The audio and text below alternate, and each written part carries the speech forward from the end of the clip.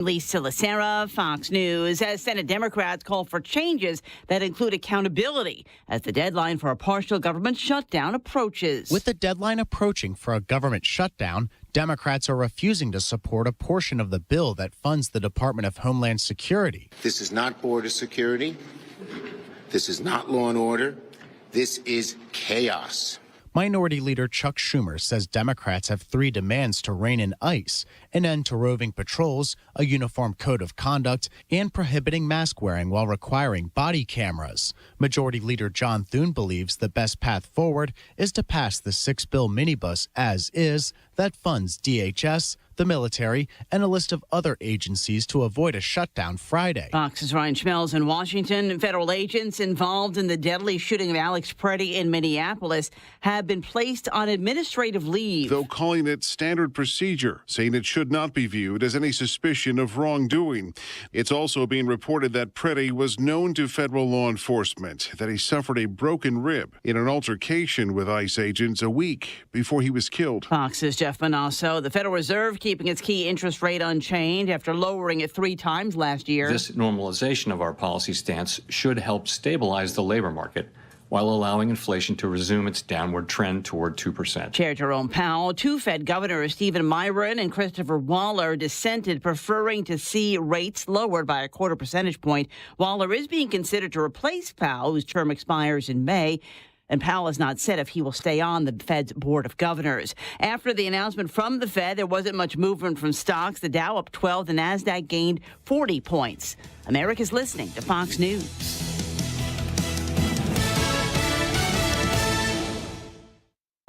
Sniffles and sneezes got you down? GoodRx is here to help with big savings on commonly prescribed cold and flu meds. GoodRx is free and easy to use. GoodRx is accepted at all major pharmacies like CVS, Walmart, and Walgreens. Just search your prescription, find a coupon, then show your pharmacist at the drop-off counter. GoodRx is not insurance, but it works whether you have insurance or not. If you do, GoodRx may beat your copay price. Download the free app or visit GoodRx.com to save today. Welcome back to Winter Hack Radio, the place for clever hacks to survive the season. Icy driveway? Well, try spreading sand or birdseed to help with traction. Snowy puppy paws? Well, grab a whisk, brush it off, done. Catch COVID-19? Well, just get... Actually, there's no hack for COVID-19. But if you test positive, prescription medications for COVID exist. Ask your doctor if they're right for you. Visit PfizerForAll.com to learn more. Sponsored by Pfizer. Folks, the yellow light! I'm walking here!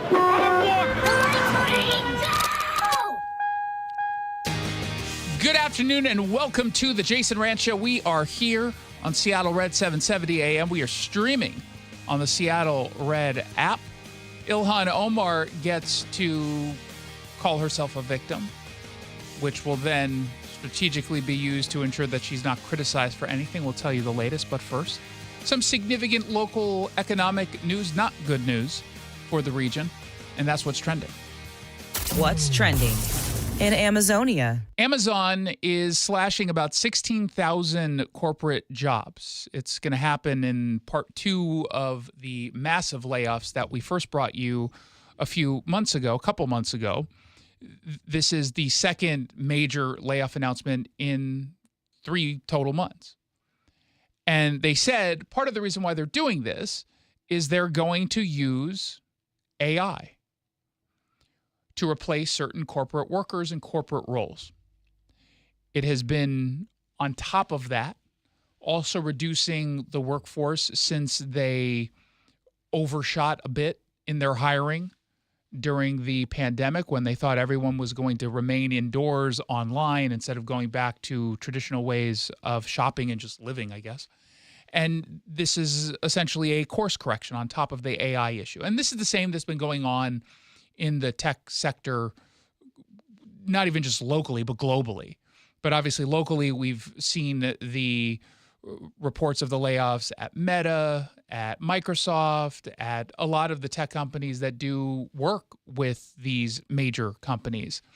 And it seems like the message is clear to employees. This employee told me outside the Amazon spheres in Seattle, the message is clear. No job is safe. After 14,000 layoffs in October and another 16,000 this month, despite the company saying it does not expect more, he tells me many coworkers fear additional cuts, and they're starting side projects outside Amazon just in case. Start something small. Don't depend on anybody, I think. Luke Ducey, Cairo News Radio. So that's from our sister station, and that's an important piece of all of this, right? I mean, again, we generally know where things are going. This is going to have serious ripple effects, according to Todd Bishop, co-founder of GeekWire. Yes, it has been a very difficult job market for people who are impacted by cuts like this. Even people with tons of experience who in the past would have been courting multiple offers. They would have been trying to get poached by recruiters in the past. I mean, it is a different world these days. It is a different world. And that's what transformative technology does. It creates a completely different labor market, a different world. And we're now seeing this all unfold in real time, and it has thousands of people. We don't know exactly how many are going to be local, but I'm guessing a good chunk of them are going to be local, given that Amazon is headquartered here. And what is interesting to me is the ripple effects, not just within the tech sector, right? I mean, there are ripple effects across the region, just economically, from a real estate position. We've heard from local real estate experts, agents who are now taking on accounts to sell homes or condos. And what they're hearing is that the people that they're selling homes for or condos for, they're Amazon workers, or now former Amazon workers, or future former Amazon workers, since this goes into effect in a few weeks from now. They're leaving the state. And they're not just taking their future earnings with them from a tax standpoint, but they're not going to local shops. They're not going to be spending, even if they were to stay in the region, they're not spending the same amount of money on going out to eat or getting their car detailed or taking their clothing to a tailor, or you know what I mean? Like they're not getting, they're not going to the laundromats. They're not doing all those things, and all of that adds up. That one cup of coffee to them that maybe they purchase at a local coffee shop once a week, or maybe a couple times a week. Yeah, that's $8 to them, $10 to them, but that's a lot of money to the coffee shop owner, who isn't just losing that one customer, they're losing dozens and dozens and dozens of customers. And so $10 per person, and you're losing, let's say, 30 people a day potentially. Yeah, that's a lot of money in lost revenue. This does matter. And we're going to fully realize the pain within a few short months. I mean, this is the kind of thing that happens rather quickly, especially if they're choosing to leave either the Seattle area or the entire state. And as Todd Bishop said in that last clip from our sister station, Cairo News Radio, I mean, it's not like they can just hop over to another tech job that's also paying mid-six figures. They're not going to be able to do that because they're also laying people off, or they're stalling their hiring. And this is not, in fairness to, frankly, anyone in power. So, you know, anytime there's economic news here, Democrats will blame Donald Trump, will point out to local issues, and there are undoubtedly local policies we can point to, and we'll talk about that in a second. But the biggest reason why this is happening is actually quite simple: AI. It's artificial intelligence. And it makes total sense, because if you can create technology that can do the work of multiple humans in a fraction of the time without any of the downside or costs associated with having humans, which isn't just their salary, but it's their vacation time, it's their sick time, it's if they were to get injured on the job, you now have to worry about the legal liability, it's the gossiping and all that stuff, the sexual harassment, Jackson knows. And it's just, like, that's a lot of money, a lot of time, a lot of energy, when you can get some AI software that does everything they can do in seconds, and they don't talk back. That is the dream of managers everywhere. Wait, I can get something done better, for cheaper and faster, and not have to worry about anything? Okay, sign me up. So that's the reality. Now, at the same time that AI is impacting our jobs, our labor industries, not just tech, you can't ignore the fact that you've got policies on the books that make it even more difficult to operate a business successfully, to make a profit. And you've got all of these different policies in place, taxes in place, coming from local Democrats or state Democrats that don't exist in a vacuum. They're being introduced and put on people at a time where AI is a looming threat. Doesn't really make sense for them to do that, but they do it anyway. And rather than stop and say, maybe this is not the right time for insert whatever tax they're trying to push or insert whatever piece of legislation they're trying to push that's going to make business more difficult to operate here, they're starting to say, let's do it anyway and then some. Because we're knowingly putting in place all these policies and taxes that are going to throw people onto the streets, that'll be put out of business. But we still need the money because we still want to spend the money that we're getting. So now we got to figure out, 2 years from now, 5 years from now, who are we going to tax next? Who are we going to target next? And that's the insidious nature of everything that's been happening in Olympia over the course of the last several years. And you can make the argument this is not just something that popped up in the last several years, but it really accelerated this far left lurch from Democrats in Olympia over the last several years. Boy, did it accelerate. And we're now suffering some more of the consequences as a result. There's going to be a lot more people who will hear from over the coming days as they start speaking out about being let go or getting their layoff notice. And it's going to hurt a lot of people downstream, like a ton. And, there's not a whole lot of glass half full approach you can take to news like this, other than if you're not impacted directly and you can try to downplay some of the indirect impacts, I guess you could say there's less traffic. Right? I live in Amazon land. I live in South Lake Union. So when things go bad there, they impact me directly. And yeah, I suppose I could say, well, I guess it's not going to be as trafficked, but that means restaurants are going to struggle. Prices will go up. Maybe prices on housing come down in the near short term, but I mean, it's not, you look at the housing, whether it's purchasing, we're already starting to see tank, and we talked to Matt Goyer, the real estate guy, 2 weeks ago? Like the condo market in Seattle is just, it's imploding, he told us. But then when you look at apartment rents can only come down so much because the buildings themselves are very expensive to operate and they're well staffed. So I don't know how much we're going to see rent come down as a result of this. And a lot of these people do rent. It'll come down some, just basic supply and demand. So, man, my lease is up in like a month and a half. I have 2 weeks before I have to decide whether or not I'm going to buy or get renew my lease or go somewhere else. I don't think we're going to see effects that I can pounce on. Yeah, wait as long as possible, I guess. I'm going to wait to the last possible moment at midnight before I sign whatever it is I'm going to do. Let's find out what else is trending.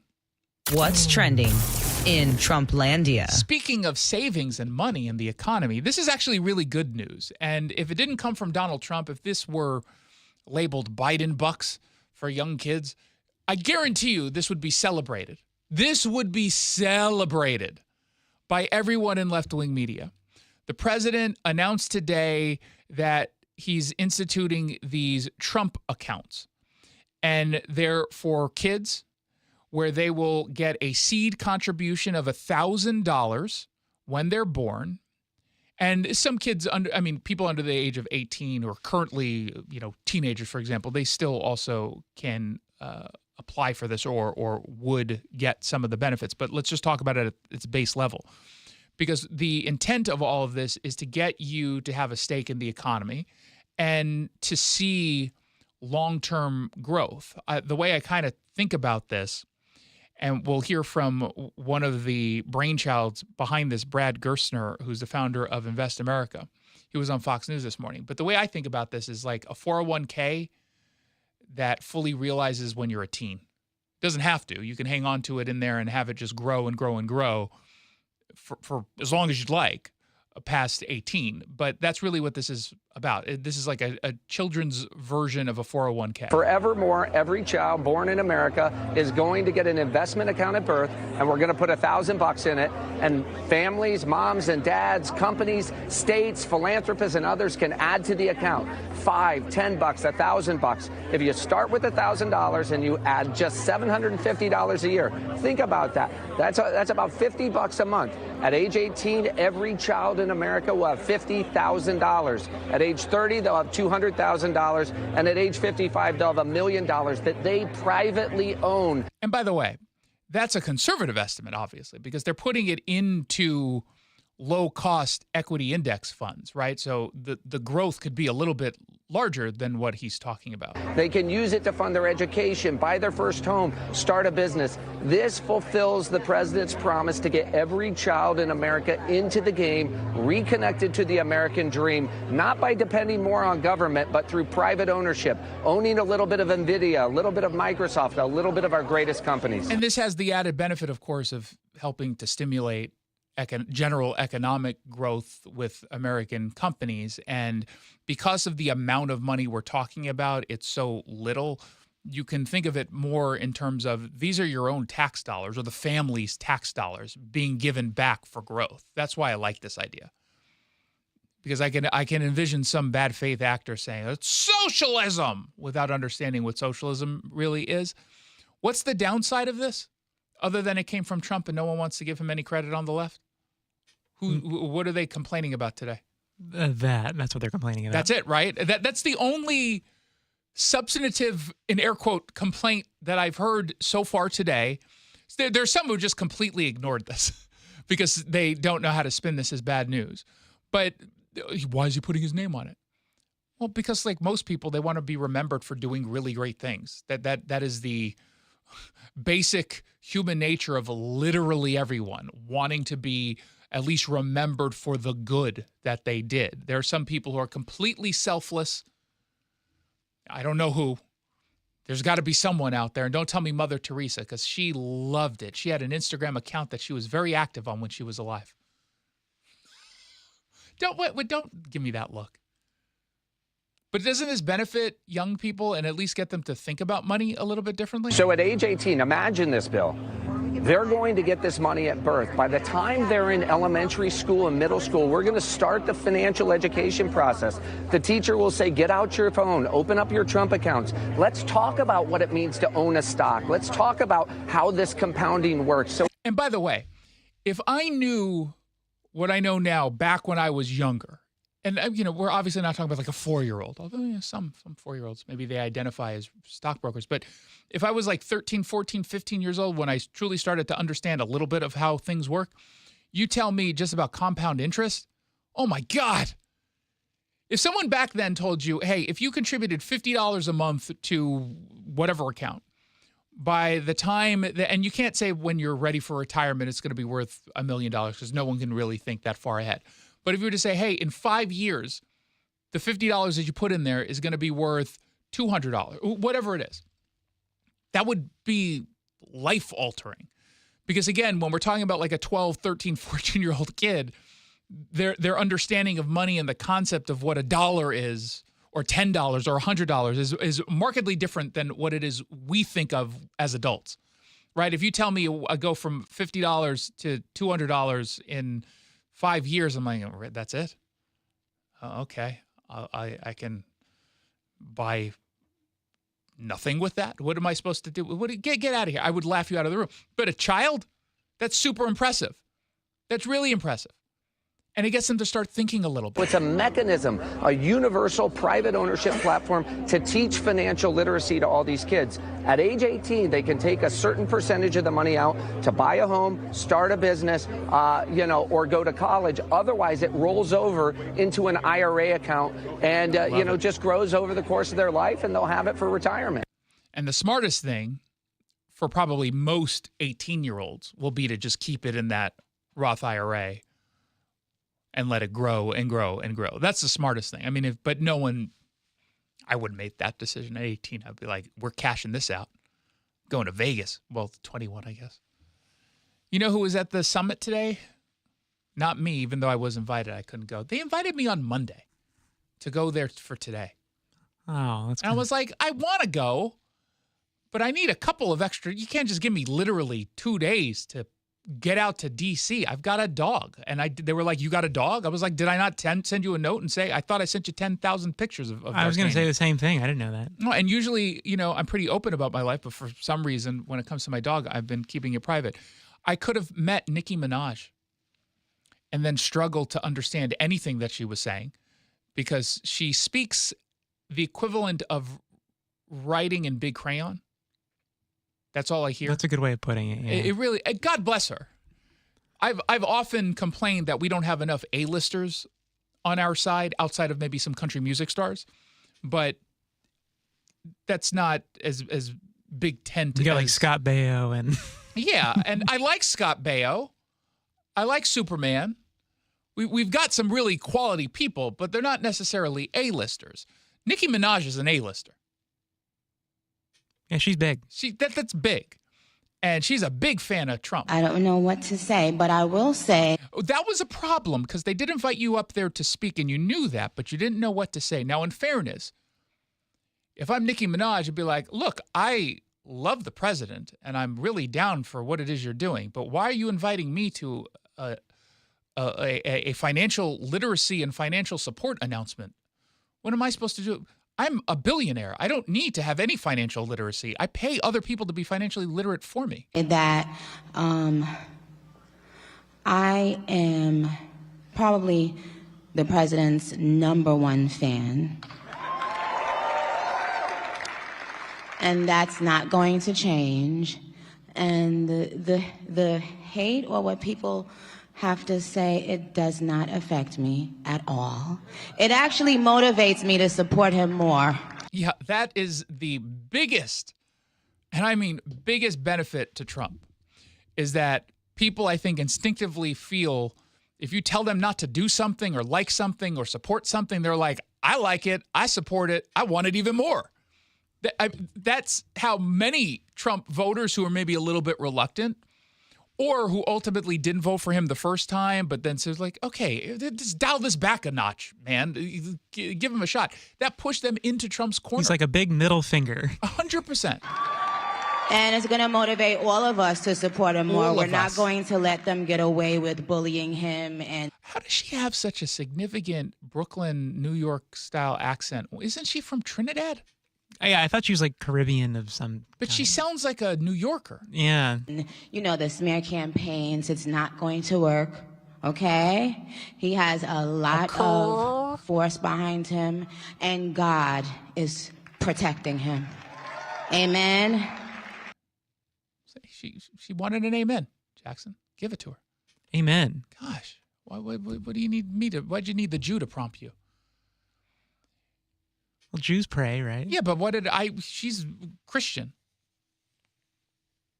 I didn't even know that she was particularly religious, but I think she's super religious, and I think that's what got her on the radar or got Trump on her radar because of the persecution of Christians. Oh, yeah. Overseas. And didn't she go to the UN and do some big thing with the president or on behalf of the president or something just last month? I remember she was at AmFest. Or maybe that's what well, she was also there, but I'm pretty sure she went to the UN. I do love the idea that she is now a face of the conservative movement. And I don't know even if she is, I'm guessing Nicki Minaj is not uber political in the traditional sense. We're not going to have a sit down discussion that gets into the weeds on policy or even ideology. I think she just says, this makes sense to me and my family and my community and my religion, and that's it. I'm in. That's probably my guess. And that's how most people are. Most people can't debate policy. That's okay, right? You have lives. For some of us, this is our life. We have to know the policy so we can debate the policy. But most people can't debate policy on either side of an issue. Something either makes sense to you or it doesn't. Something feels right or it doesn't. That's why we have our gut instincts. Precisely. And so the average person is Nicki Minaj. A little less out there, I suppose. Because her hair is a little nutty. You see her hair? Yeah. What's going on there? You criticize her so I don't get called a racist. I like her. I do now, yeah. Yeah, I couldn't. Could you name a single Nicki Minaj song? The only one I knew was Starships. Right? That's the only Starships were meant to fly. Yeah, that's a kind of a fun song. But Yeah, I guess, except there's cursing in it. And so I imagine some of the social conservatives, like the hardcore ones, probably don't like we can listen to the edited version. Yeah, but then it's higher than a... Yeah. That's all it is. They just do like a little scratch of the vinyl. She also did Side to Side, Super Freaky Girl, Anaconda. I knew that one. Yeah, I feel like she has a lot of songs. Like if I heard it, I'd be like, oh yeah, I know that. But Super Bass. I think, or it's a fishing song and it's super bass. Do you think average people know? I think people would recognize her songs, couldn't name them. Older folks. But if they saw her, they'd know, oh yeah, she's an A-lister. Yeah, just because she has kind of a unique look. Do you think she could get a cabinet position? Could we give her HUD? I don't know if she's ready for that. No, I think we can give her HUD. No one cares about HUD. I can't even remember the guy's name who does HUD. I only remember Ben Carson. Oh, yeah. I forget the guy's name. He's from Georgia, I think. Yeah, isn't it like Scott something or... Isn't he an athlete? 1-800-465-87... Scott Turner. Yeah, Scott Turner, yeah. Okay, once I saw it, I was like, oh, no, now I know who it is. 1-800-465-8770 for your text messages. Be honest, did you know who the HUD secretary was? And wouldn't you be a little bit more excited from the chaos that Nicki Minaj could cause at HUD? I'm not going to lie. That's exciting to me. 1-800-465-8770. Not exciting is political violence. And Ilhan Omar nearly died yesterday after she was squirted with apple cider vinegar. We'll get into that and so much more when we come back on the Jason Rantz Show.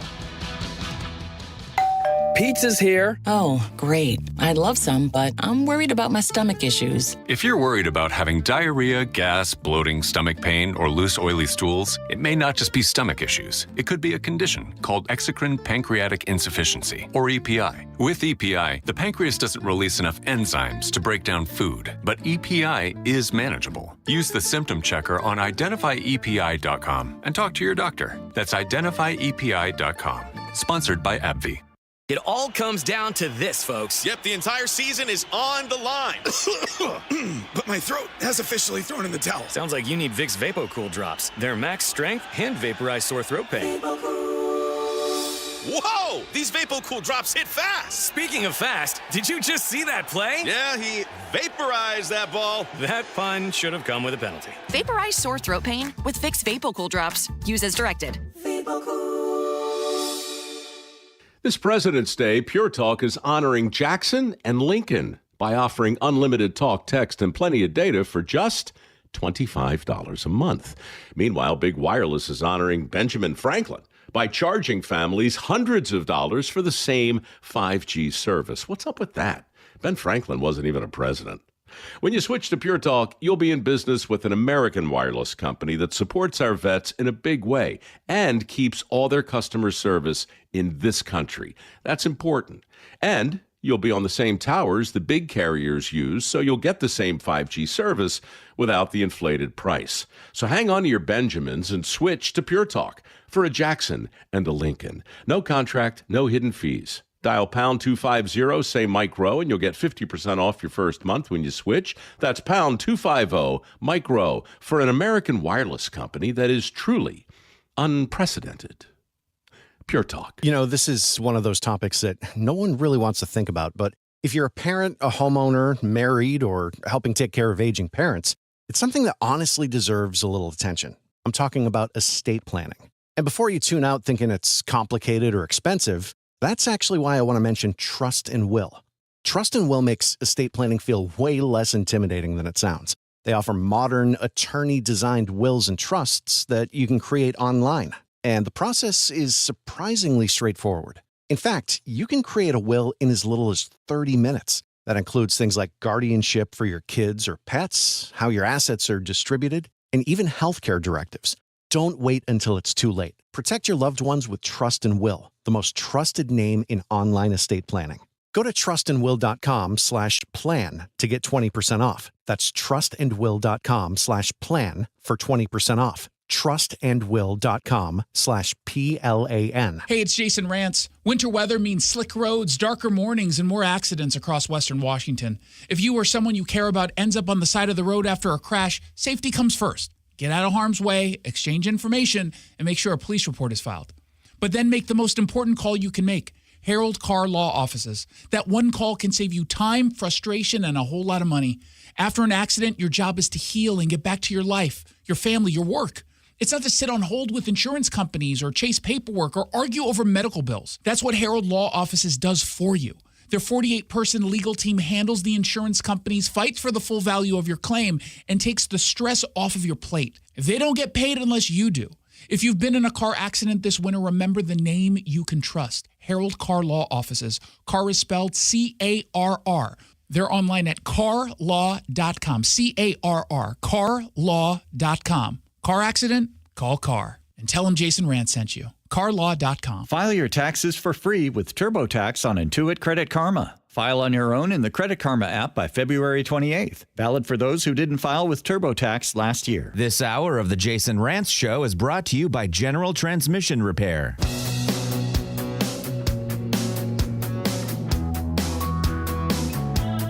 Welcome back to the Jason Rantz Show. Thank you so much for tuning in. Really do appreciate it.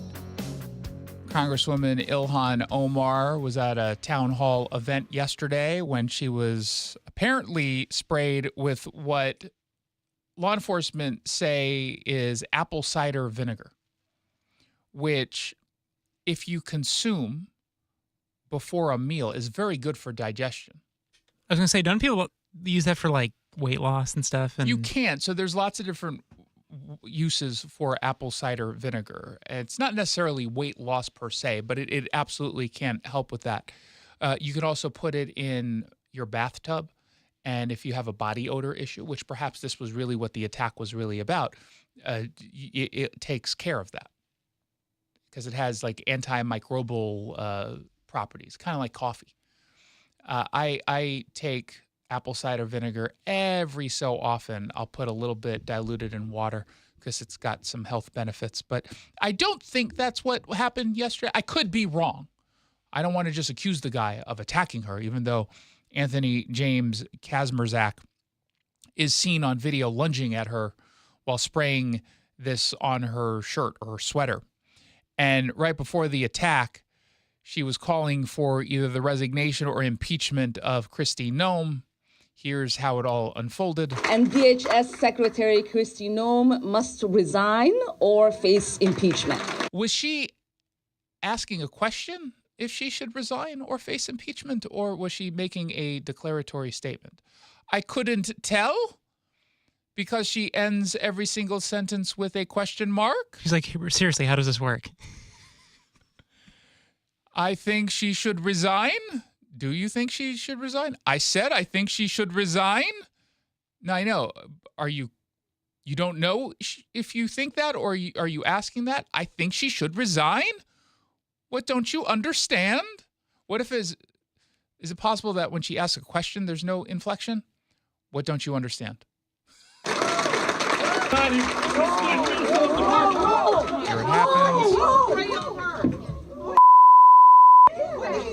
I don't know. Oh my God! Oh my God! Oh my God! Oh my God! Oh my God! He's crazy! Oh my God! I need a napkin to know nothing. Just give me a napkin. Give me a napkin. No, we will continue. No. Ilhan, you need to go get checked. Ilhan, go get checked out. You were just sprayed with apple cider vinegar. Now, of course, they didn't know it was apple cider vinegar. She was, I'm sure, thrown a bit. That's going to make you... The adrenaline rush is going to maybe cause you not to understand how serious what that was that happened, because it could have easily been something that was actually damaging. It could have been acid for all we knew, although we would have figured that out rather quickly. But, you know, I don't want to downplay what happened. It was serious. She's obviously wise enough politically to lean into this, and Republicans would do the exact same thing Doesn't matter if you're a Republican or a Democrat, something like this presents itself to you and you're perfectly fine otherwise. Oh, you are going to ride that one. Oh, you're going to benefit from that. Immediately, you're going to get on that microphone and say, I persisted because I'm a hero. We're going to keep talking. Yeah. Give me 10 minutes. Yeah. Just give me 10 minutes. I beg you. Please don't let them have the show. And she's talking to, I'm presuming, a security guard who's saying, I know you're going to fire me, so I'm really going to lay it on thick here and say it's best that you just leave because I obviously can't protect you from lunatics who are going to spray you with apple cider vinegar. Don't let them have the show. Please don't let them have the show. Please don't let them have the show. Here is the reality that people like this ugly man don't understand. He was ugly. I think it's the first true statement she's ever made. Yes, and I'm glad she didn't add Jew to that, but she was correct on that one. We are Minnesota strong, and we will stay resilient in the face of whatever they might throw at us. Including apple cider vinegar. How did they not know they said it was just a stinky substance, which to me, when I initially saw that report, I was like, would someone send like urine or something? Apple cider vinegar is very distinct. How did they not know? I've never actually smelled it, so. It smells like apple vinegar. I mean, do you know what vinegar smells like? Yeah. You know what an apple smells like? Yeah. Put those two together. That's what it smells like. She went on CNN to say she's not going to be intimidated by apple cider vinegar. Representative Omar, are you okay? You know, I'm going to go figure if I am, but I feel okay. I feel that it is important for people, whether they are in elected office or not, to allow these people to intimidate us, to make us not fight for our constituents and for the country we love. Wait, do you love our country and your constituents? Because you had a question? And as I said, you know, I've survived war, and I'm definitely going to survive intimidation and whatever these people think they can throw at me, because I'm built that way. Okay. So the response has been silly on both sides, frankly. I overwhelmingly, and this was done intentionally. This is also strategic from Republicans. They all immediately jumped on Twitter and said, this is unacceptable. Like, you had to. And it was wise. They should have. And I believe them. I think most politicians realize anything that happens to your enemy can happen to you very easily. And so obviously this should have been condemned. You had some people immediately try to pretend that this was somehow the result of Donald Trump because he was critical of Ilhan Omar. He's been critical of her for how many years now? Every long year? time. Yeah. And so they were just waiting, I guess, for something like this to happen so that they can pin on him. Here's my friend, Abby Phillip on CNN. Ilhan Omar in particular has been the center, and you heard it there from the president, the center of a lot of awful attacks. He called her garbage. Which is so much worse, I think, than a Nazi, Adolf Hitler, fascist who's trying to kill everyone while getting peed on by Russian hookers. Way worse to be called garbage. What should the president do? Should he pick up the phone and call her? Should he? No. Should anybody say enough is enough? We need to tone this down. When it particularly. Well, hold on, Abby. And this is what I would have said had I been on this particular episode. And I'll be on February 9th and 10th next. I can appreciate wanting to tone down the rhetoric, but given y'all didn't tone down the rhetoric after a second assassination attempt against Donald Trump, feels like there's no point in even asking that. Or a successful assassination or of a Charlie. successful one. Yeah. I mean, y'all on the left were celebrating that. And then you pretended you weren't until you couldn't pretend anymore because the videos were all out there and everyone was participating. So, just saying. When it comes to her. We should be. This is Jim Schultz, former Trump White House attorney. Saying enough is enough across the board on these things. This particular incident, the Josh Shapiro incident, all of them, where the president did pick up the phone and call Josh Shapiro after he had his house burned down in Harrisburg, Pennsylvania. Those types of things happen. Should he pick up the phone and call Ilhan Omar? That's up to Donald Trump whether he wants to do that. If I were the president, I'd pick up the phone and make that phone call. Here's the thing, though. Donald Trump is actually responsible for the vitriol. So is there going to be any acknowledgement of that? Should there be? He's responsible, singularly responsible. And again, I would push back respectfully. he's the only one responsible. Y'all call him a Nazi almost daily. And you call lots of people on the right all sorts of names. So this idea, I'm not going to pretend that Donald Trump hasn't added to the nasty rhetoric. He very clearly has. He has. There's no doubt. If anyone says otherwise is lying. But this idea that he's the one responsible? No one. Ilhan Omar isn't responsible for this?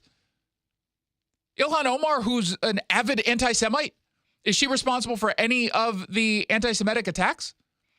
And this idea that somehow Trump is... We don't even know anything about the suspect. Have you seen any update on who the suspect is? I've seen like people doing some like internet sleuthing, but nothing like official. I haven't seen anything. Now, like, he might very well... I'm assuming he's a crazy person. Right? I'm assuming he's on the right. I don't know that, but I'm assuming. But are we just... Should we... I guess we're going to ignore all the crazies on the left. Now, speaking of crazies on the left, there was immediately some people who... Well, I certainly understand, decided to say that this was another Jussie Smollett situation. I'm going to go out on a limb that this is not a staged incident, given that if it was staged, I feel, unless I guess you're really committed to the cause, probably don't want to put yourself where you're not even covering your face and you're immediately caught. I'm going to guess Ilhan Omar is smart enough to say, we can't really get away with this if we catch the guy immediately. So I don't subscribe to that conspiracy that Senator Tommy Tuberville has also decided to put out when he went on the Benny Show today. Well, this person sat on the front seat on the front row, right in front of Omar, and then took off running to the right. I mean, if you're going to have somebody that's going to go after somebody, they're not going to run away from them. And that what the hell does that even mean? What are you talking about? Is it normal for someone to go after someone and then stay and be all like, arrest me now? What is he talking about? That doesn't make any sense. Well, how did he get into the front row? He got to the front row. He probably got there early because he realized that he wanted to do this, and it would be much more difficult to approach a congresswoman as a huge burly man from the back of the room. That was pretty much all staged. Now, again, I'm just saying that because, you look at what the Democrats have done and how they act and the things that they say that they're supposedly for our country. And then, of course, she is under big time investigation. She's trying to get the heat off of her. At the end of the day, which is why she's going to take advantage of this, no doubt. This is. But by the way, if you got a lot of heat on you, I doubt you're thinking to yourself, let me do something that would be very easily proven to be a scam, a staged effort. That will make it way worse. The Democrats, playing games, and Ilhan Omar needs to be in jail. And as you said, she's as guilty as they come. Third world country and worth $30 million. Hey, this is a great country, and they shouldn't be trying to change it like they are if somebody like her can make $30 million. It is true that she has every reason to be seen as a victim. It is also true that because of all the added scrutiny to what appears to be some at least shady-looking shenanigans on the back end that made her and her husband so wealthy, that could have put a bigger target on her back from people who want her to suffer a consequence of it.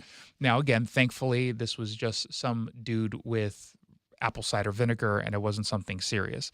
She is, in fact, a victim, though she is not one who should now escape any kind of scrutiny or criticism or matching her rhetoric with our own rhetoric. I'm not going to fall into that, but I'm also not going to pretend that this wasn't a bad thing that happened.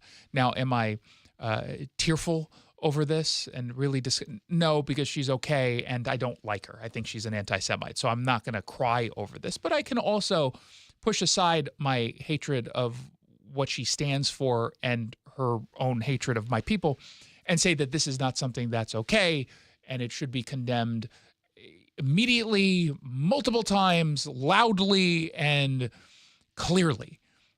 Tommy is not doing that. And he's just kind of in the crazy town of our party. It's true. He is. He sometimes makes really good points. I kind of like him. I like him too, but he's kind of existing in our crazy he's town. definitely a little bit of a loose cannon. Yeah, I like Crazy Town, Senator Crazy Town. And I say that again, I like Tommy Tuberville. I think he follows me on X, so I like him. And that's the only way that you can get me to like someone, really, is if you follow me on X, which is Jason Rantz on X. And his dog's Instagram is the dog D'Artagnan. No. Oh, yes. Wait. Yes. Right? Yeah. The dog D'Artagnan? Yep. Okay. Spell it. We did the D, capital D, apostrophe, capital. It's Instagram. You can't have capitals or apostrophes, dummy. Oh, I thought you meant the actual name, not the Instagram account. Both. It's DARTAGNAN. There you go. I haven't posted that, or I mean, he hasn't posted that in a while. Now I usually just post the cute dog photos on my own Instagram under Jason Rantz. 1-800-465-8778. I'd like to hear from you on this topic. Be honest. Do you actually believe that this was staged? It'd be a great story if it were staged. Believe me, I wish that were true. But do you actually, honestly believe that? Text 1-800-465-8770.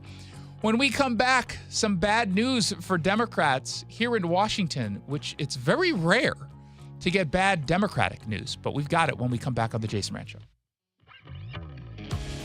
Spring is right around the corner, but the perfect time to start your outdoor project is right now. Natural Design Landscaping has been serving Seattle and the East Side for nearly 30 years. They design, build, and maintain stunning outdoor spaces, from full makeovers to weekly maintenance. Beat the spring rush and get your yard project started today. Mention Seattle Red and get 10% off your first service. Visit naturaldesignlandscape.com to schedule your consultation. Natural Design Landscaping, let's build something wonderful together. If your furnace isn't working right, that's an All Red emergency.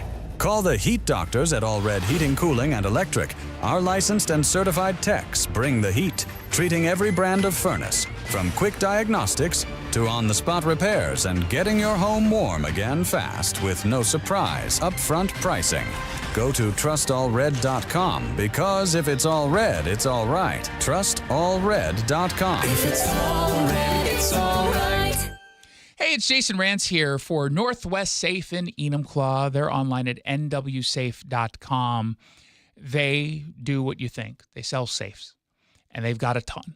I mean, you go to their showroom in Enumclaw, you go to their website, nwsafe.com, and there are a ton of options for you. Everything that you need, high-tech to low-tech, large, small, mid-size.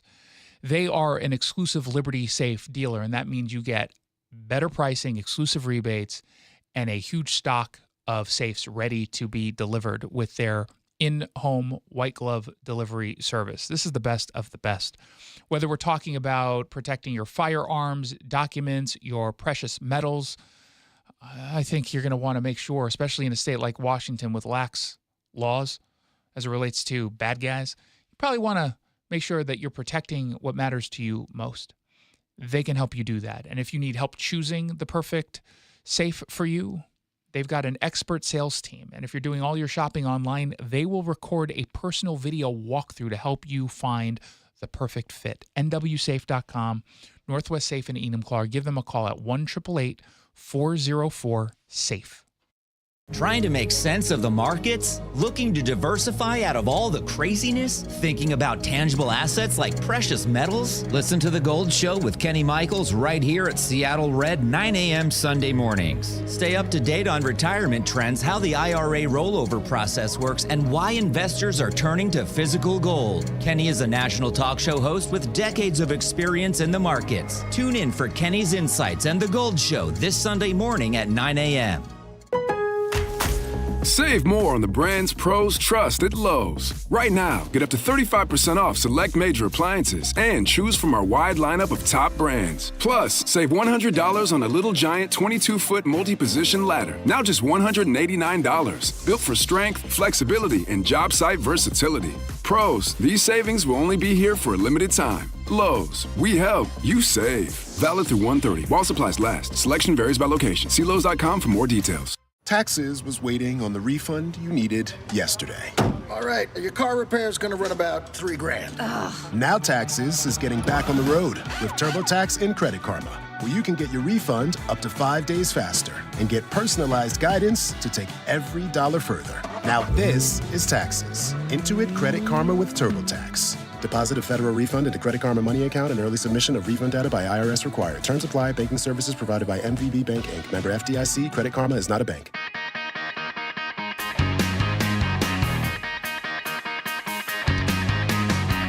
Welcome back to the Jason Rantz Show. Thank you so much for tuning in. Really do appreciate it. There's new Politico analysis projecting what the Electoral College could look like after the 2030 census, obviously based on the data that they currently have. And it is setting off alarm bells for Democrats, including here in Washington State, which is why I absolutely love it. I love this. You see, Politico ran population and migration data. They mapped out how Electoral College votes are likely to shift by the end of this decade. So just 4 years from now. And the trend is hardly subtle. Blue states are bleeding people. Red and purple states are gaining them. And that translates directly into lost political power for Democrats at the presidential level. And so in Washington State, you would see one fewer Electoral College vote according to this map. If you're California and New York, you're projected to lose multiple votes. Texas and Florida are expected to gain even more. Now, the shifts are important. And I imagine there's going to be some people out there who would say, but Jason, doesn't that mean you've got more liberal voters in places like Texas and Florida? And doesn't that make it more likely that a Democrat is capable of winning there? And perhaps if we were seeing that big of a shift and it was going all from one state into one, or you could look at who's leaving and say they're all progressive liberals who are leaving.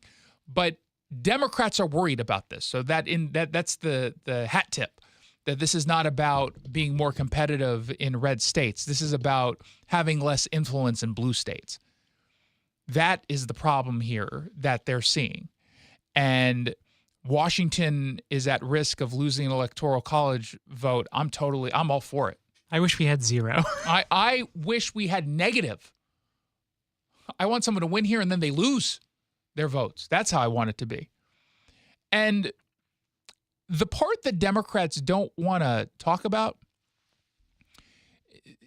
they keep insisting demographics are destiny. But migration is politics with, U-Hauls. That's what migration actually is. People are voting with their feet. And they're voting against progressive governance. And the longest time we've been told the big cities, quote unquote big cities, particularly on the coasts, LA, San Francisco, Portland and Seattle, New York, Boston. People want to live there because they're amazing. That's why people keep coming. It's amazing, except they're leaving. They're leaving, and or people who don't live in the big cities feel like they're ignored or forgotten outside of, say, a Seattle. Let's say you live in Enumclaw or Yelm, or you're out in Republic. You matter. You count. Your vote counts just as much as mine does in Seattle, but no one talks about you. And so you might say, it's not worth living here anymore. And you take your values and your vote somewhere else, and that ends up hurting, from an Electoral College perspective, Washington State. And if you zoom out nationally, the problem compounds. They need to win. Democrats need to win almost everything on the board to secure the presidency. If blue states like Washington or New York or California start to lose electoral votes while red states gain them, they start every presidential race points behind before a single ballot is cast. And given the results of this last election in the swing states, again, you can't be a Democrat and be comfortable with losing all of the swing states, regardless of who your candidate was. You can't be comfortable with that. But I don't get any sense that Democrats are looking at this kind of news, and other than some of the people behind the scenes complaining about what this might mean publicly, they continue to lean into the crazy. I was on Fox Business before we came on the show today, And we were talking about back in 2010, Obama gave a speech against illegal immigration, saying we have to have borders. We can't be a country without borders. And today he's taking the opposite position, which is path to citizenship. We need more people, all these. So he completely did a 180, 16 years ago, since 16 years. And all the Democrats basically are on that same page with the exception of people like John Fetterman, for example. Now, why the change? Well, two reasons. Number one, the base of the Democratic Party has been overtaken by socialists and communists and the most radical of radicals, and they don't believe in closed borders. They are open border Democrats. And eventually, Democrats looked at the numbers of people coming in, and they looked at the base and they say, hey, let's placate the base, but also let's build our base. Let's build our voting bloc, because our end goal is to get these people the right to vote. They've already tried to do it at the local level in New York, D.C., San Francisco. They've not been successful once it gets in front of a court. But that's their end goal. And when they say they want people to be citizens, it's the pathway to citizenship is a pathway to voting. That's what they want. They think that they're going to gain their vote. And that's why they wanted those numbers to stay in Texas, for example, or even in Florida. That's why they got really upset when they were being sent to Illinois. Like, we already have control of Illinois. We don't need anybody else. Keep them in Texas so they can vote for us. So they're obviously aware of what changing demographics mean. You would think, though, that given how unpopular their position of open borders is, or their unpopularity on gender issues, you would think that they would course correct the messaging just a little bit, but they're not. With few exceptions, I think you can probably throw in Josh Shapiro into that. He's clearly trying to be a moderate. Rahm Emanuel, who's not a moderate, is at least saying, oh, no, I'm a liberal, but all that stuff is crazy. That's not liberalism. That's hardcore socialism and progressivism. It's wise of him to do that. It's the Jason Rantz Show.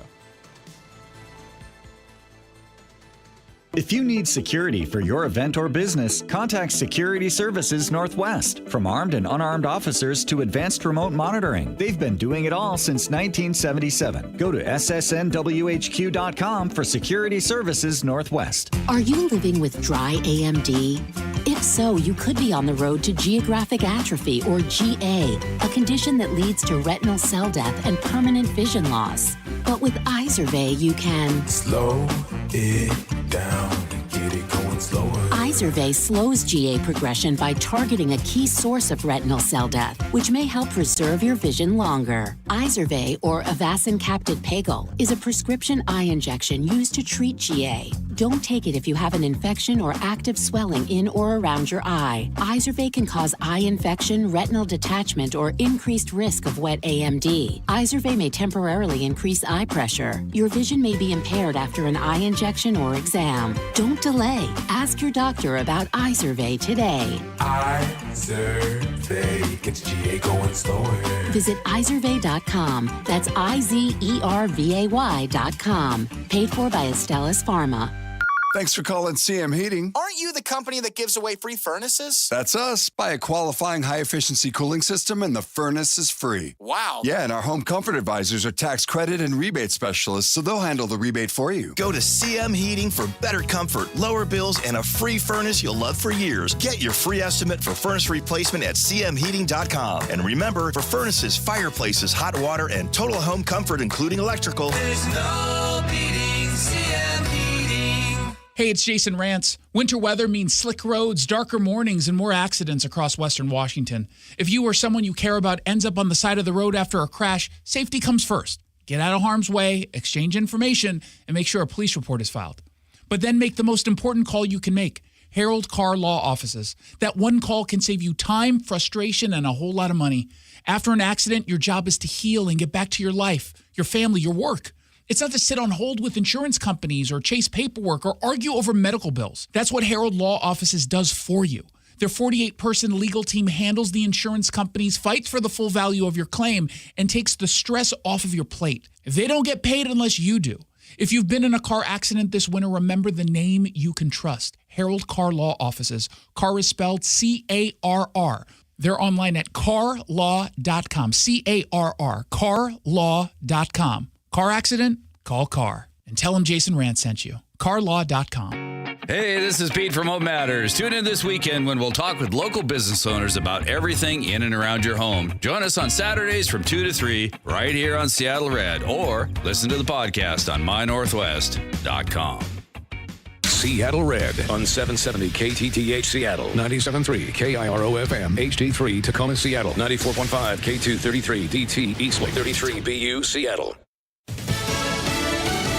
A search of the Fulton County, Georgia election office. I'm Lisa Lacera, Fox News. The FBI said to be examining records tied to the 2020 election. Sources tell Fox News that agents retrieved documents, phones, and computers after a judge signed a warrant. President Trump has long made Georgia, and specifically Fulton County, a target of his complaints relating to the 2020 election. Shortly after that election, Trump spoke to Georgia's Secretary of State, Brad Raffensperger, and said he needed 11,780 votes to win the state. At the time, Raffensperger said he felt pressure from Trump and denied any widespread election fraud. He continues to deny it to this day. Fox's David Spahn. Fulton County District Attorney Fani Willis brought state criminal charges against then former President Trump and others in 2023 for conspiracy to overturn the election. But her prosecution was eventually derailed completely after it was revealed she had an intimate relationship with the top prosecutor on her team,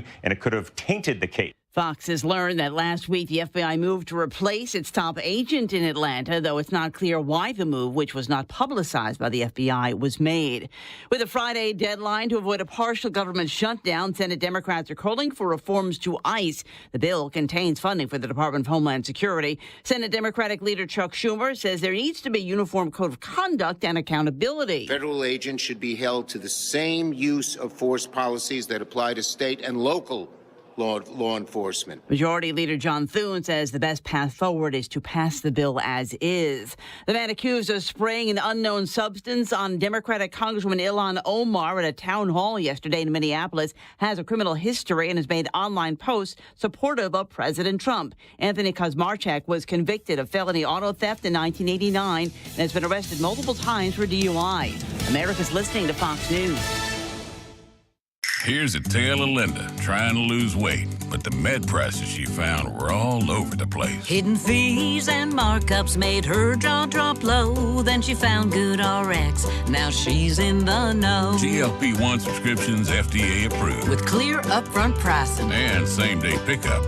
That's GoodRx, the no-nonsense way.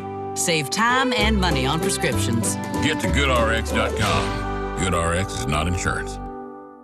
Welcome back to Winter Hack Radio, the place for clever hacks to survive the season. Icy driveway? Well, try spreading sand or birdseed to help with traction. Snowy puppy paws? Well, grab a whisk, brush it off, done. Catch COVID-19? Well, just get... Actually, there's no hack for COVID-19. But if you test positive, prescription medications for COVID exist. Ask your doctor if they're right for you. Visit PfizerForAll.com to learn more. Sponsored by Pfizer. Secretary. Folks! The yellow light! I'm walking here! I'm walking! Good afternoon and welcome to the Jason Rantz Show. We are here live on Seattle Red, 770 AM. Streaming live on the Seattle Red app online at seattlered.com. We got a lot to get to. The bill here in Washington State to ban police from wearing face coverings just cleared the Senate. We'll tell you what that's really about.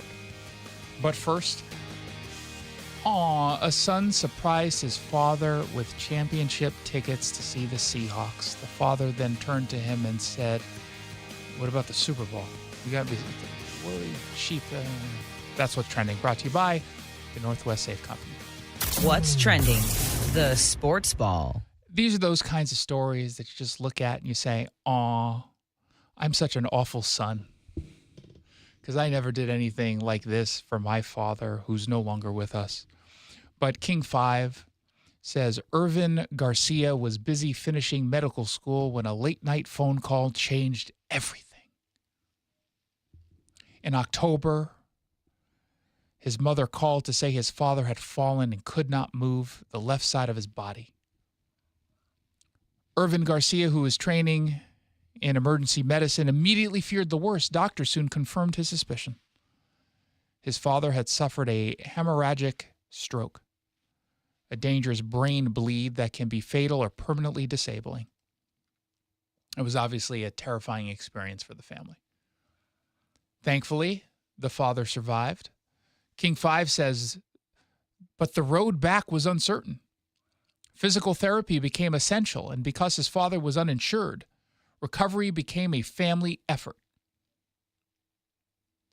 Garcia brought his dad to L.A., where the family worked through therapy together every single day.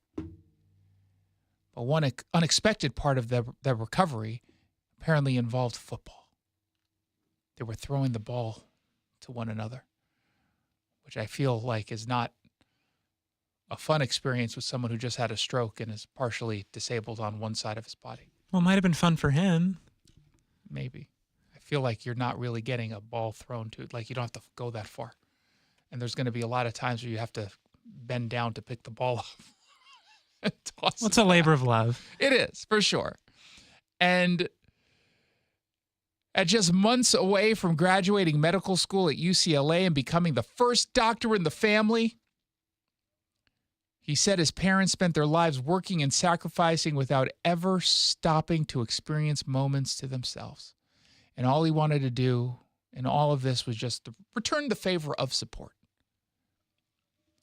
which is when he decided to quietly buy tickets to the Seahawks in this last game.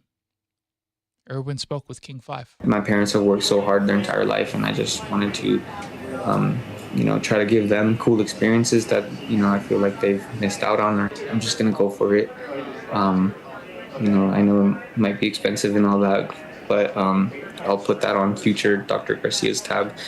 And I just went for it. I just pointed the camera at him, and we were like right outside of Lumen Field, and he just kind of took it in, and it was like, oh, we're here. We're really going to this game. But here's where the story takes a turn for the worst. He was so shocked at what had happened, he collapsed again. And now they're unable to afford any therapy because they spent the last remaining dollars on the game. Isn't it funny? That's where my brain went to immediately. Number one, and that didn't happen. But number one, I was like, are you sure you want to surprise your dad who just had a stroke just a few months ago? It's good surprise, like it's exciting, but man, I would be super nervous about that. I would try to slowly bring it up. Do it in a less shocking way. Yeah, it's just subtly. So you want to go to the game? What if I said I had some tickets? I might be I would try to on-ramp that a little bit rather than just be like, surprise, we're going in. And then number two, I immediately said, you just complained about not having enough money to be able to afford the help for him. You're uninsured. Do you really want to spend it on this? But that's because I'm a bad person. But I'm also a practical person. Did you not have at least a similar thought at any point during this story? Actually, no, not really. Of course not. I'm the bad person. Garcia said football was an integral part of his father's recovery from the stroke. Any type of stroke is just one of the, scariest things, red flags, or just like a can't miss diagnosis. Part of our therapy was actually throwing a football around, just because, that was something that we sort of bonded on. Good for him. Now, again, the father is doing really well. I saw the stills on his Instagram of just the dad kind of crying due to the shock. Part of me did also wonder, because they set it up where he was going to the game, on game day. He was there, didn't realize he was going in. Wouldn't you be like, son, why are you bringing me to Lumen Field if we don't have tickets? This doesn't make any sense to me. What, you think because I had a stroke, I'm not going to be able to put two and two together, that this is going to be interesting to me? I don't want to hang out outside. There's bars and stuff. You could just say, I want to be down by the action and amongst all the other fans. And no, you know what ended up happening? They went to one of those food stands that was unpermitted. Boy, your mind really does go to dark places. It really does. This is why you can never give me a heartwarming story. I always go to the worst places. The only redeeming value for you in picking this story, so I don't get in too much trouble, is it's not about elderly or kids. Because if it was, I would have been fired long ago for saying something awful that comes to mind when covering these stories. But there's certain moments, in our life that I feel like you just have to experience it, and value our families and our loved ones, because that's something that's, it's not going to be there forever. Seeing how quickly life can change, has really made me cherish life a lot more. So That's a good son. Way better than us. You've never done something like this. For my dad, no. If anything, he surprises me with tickets, but And you haven't even had a stroke. no, it's true. He gave it to you, and you're not sick. Mm-hmm. So good for what's his name? Irvin. Good for him. Good son. He should go one step further though and get his dad a new jersey because he was wearing a DK Metcalf jersey. Well, what if he's just a big DK Metcalf fan and forever? I know. They just said they can't even. They're not even insured. You think they're going to spend money on a new jersey? Why doesn't the Seahawks I guarantee the Seahawks found out about the story and already sent like a huge package. They'd be smart to, yeah. Yeah, I guarantee you. They're like, hey, I heard you had a stroke and football was a big part of your recovery. Here, enjoy this Sam Darnold or Jackson Smith and Jigba jersey, or Myers. They'd probably give him. We'll get you a jersey of a player that doesn't punch opposing players and is still on the team. Well, maybe he. Actually, it just occurred to me I'm an idiot, and it might have been Sam Darnold because they have the same number. I forgot about that. Oh, so you're saying they both look the same? Racist. No, they both wore number 14. Racist. Racist. Racist much? Oh wow! Actually, they look nothing alike. They couldn't look more opposite. Sam Darnold's a tall black man. No, he's not. I mean, he's like the same height as DK. That's about it. Okay, DK is a tall white Irishman with red hair. Oh no, reverse. Got it. So kudos to them.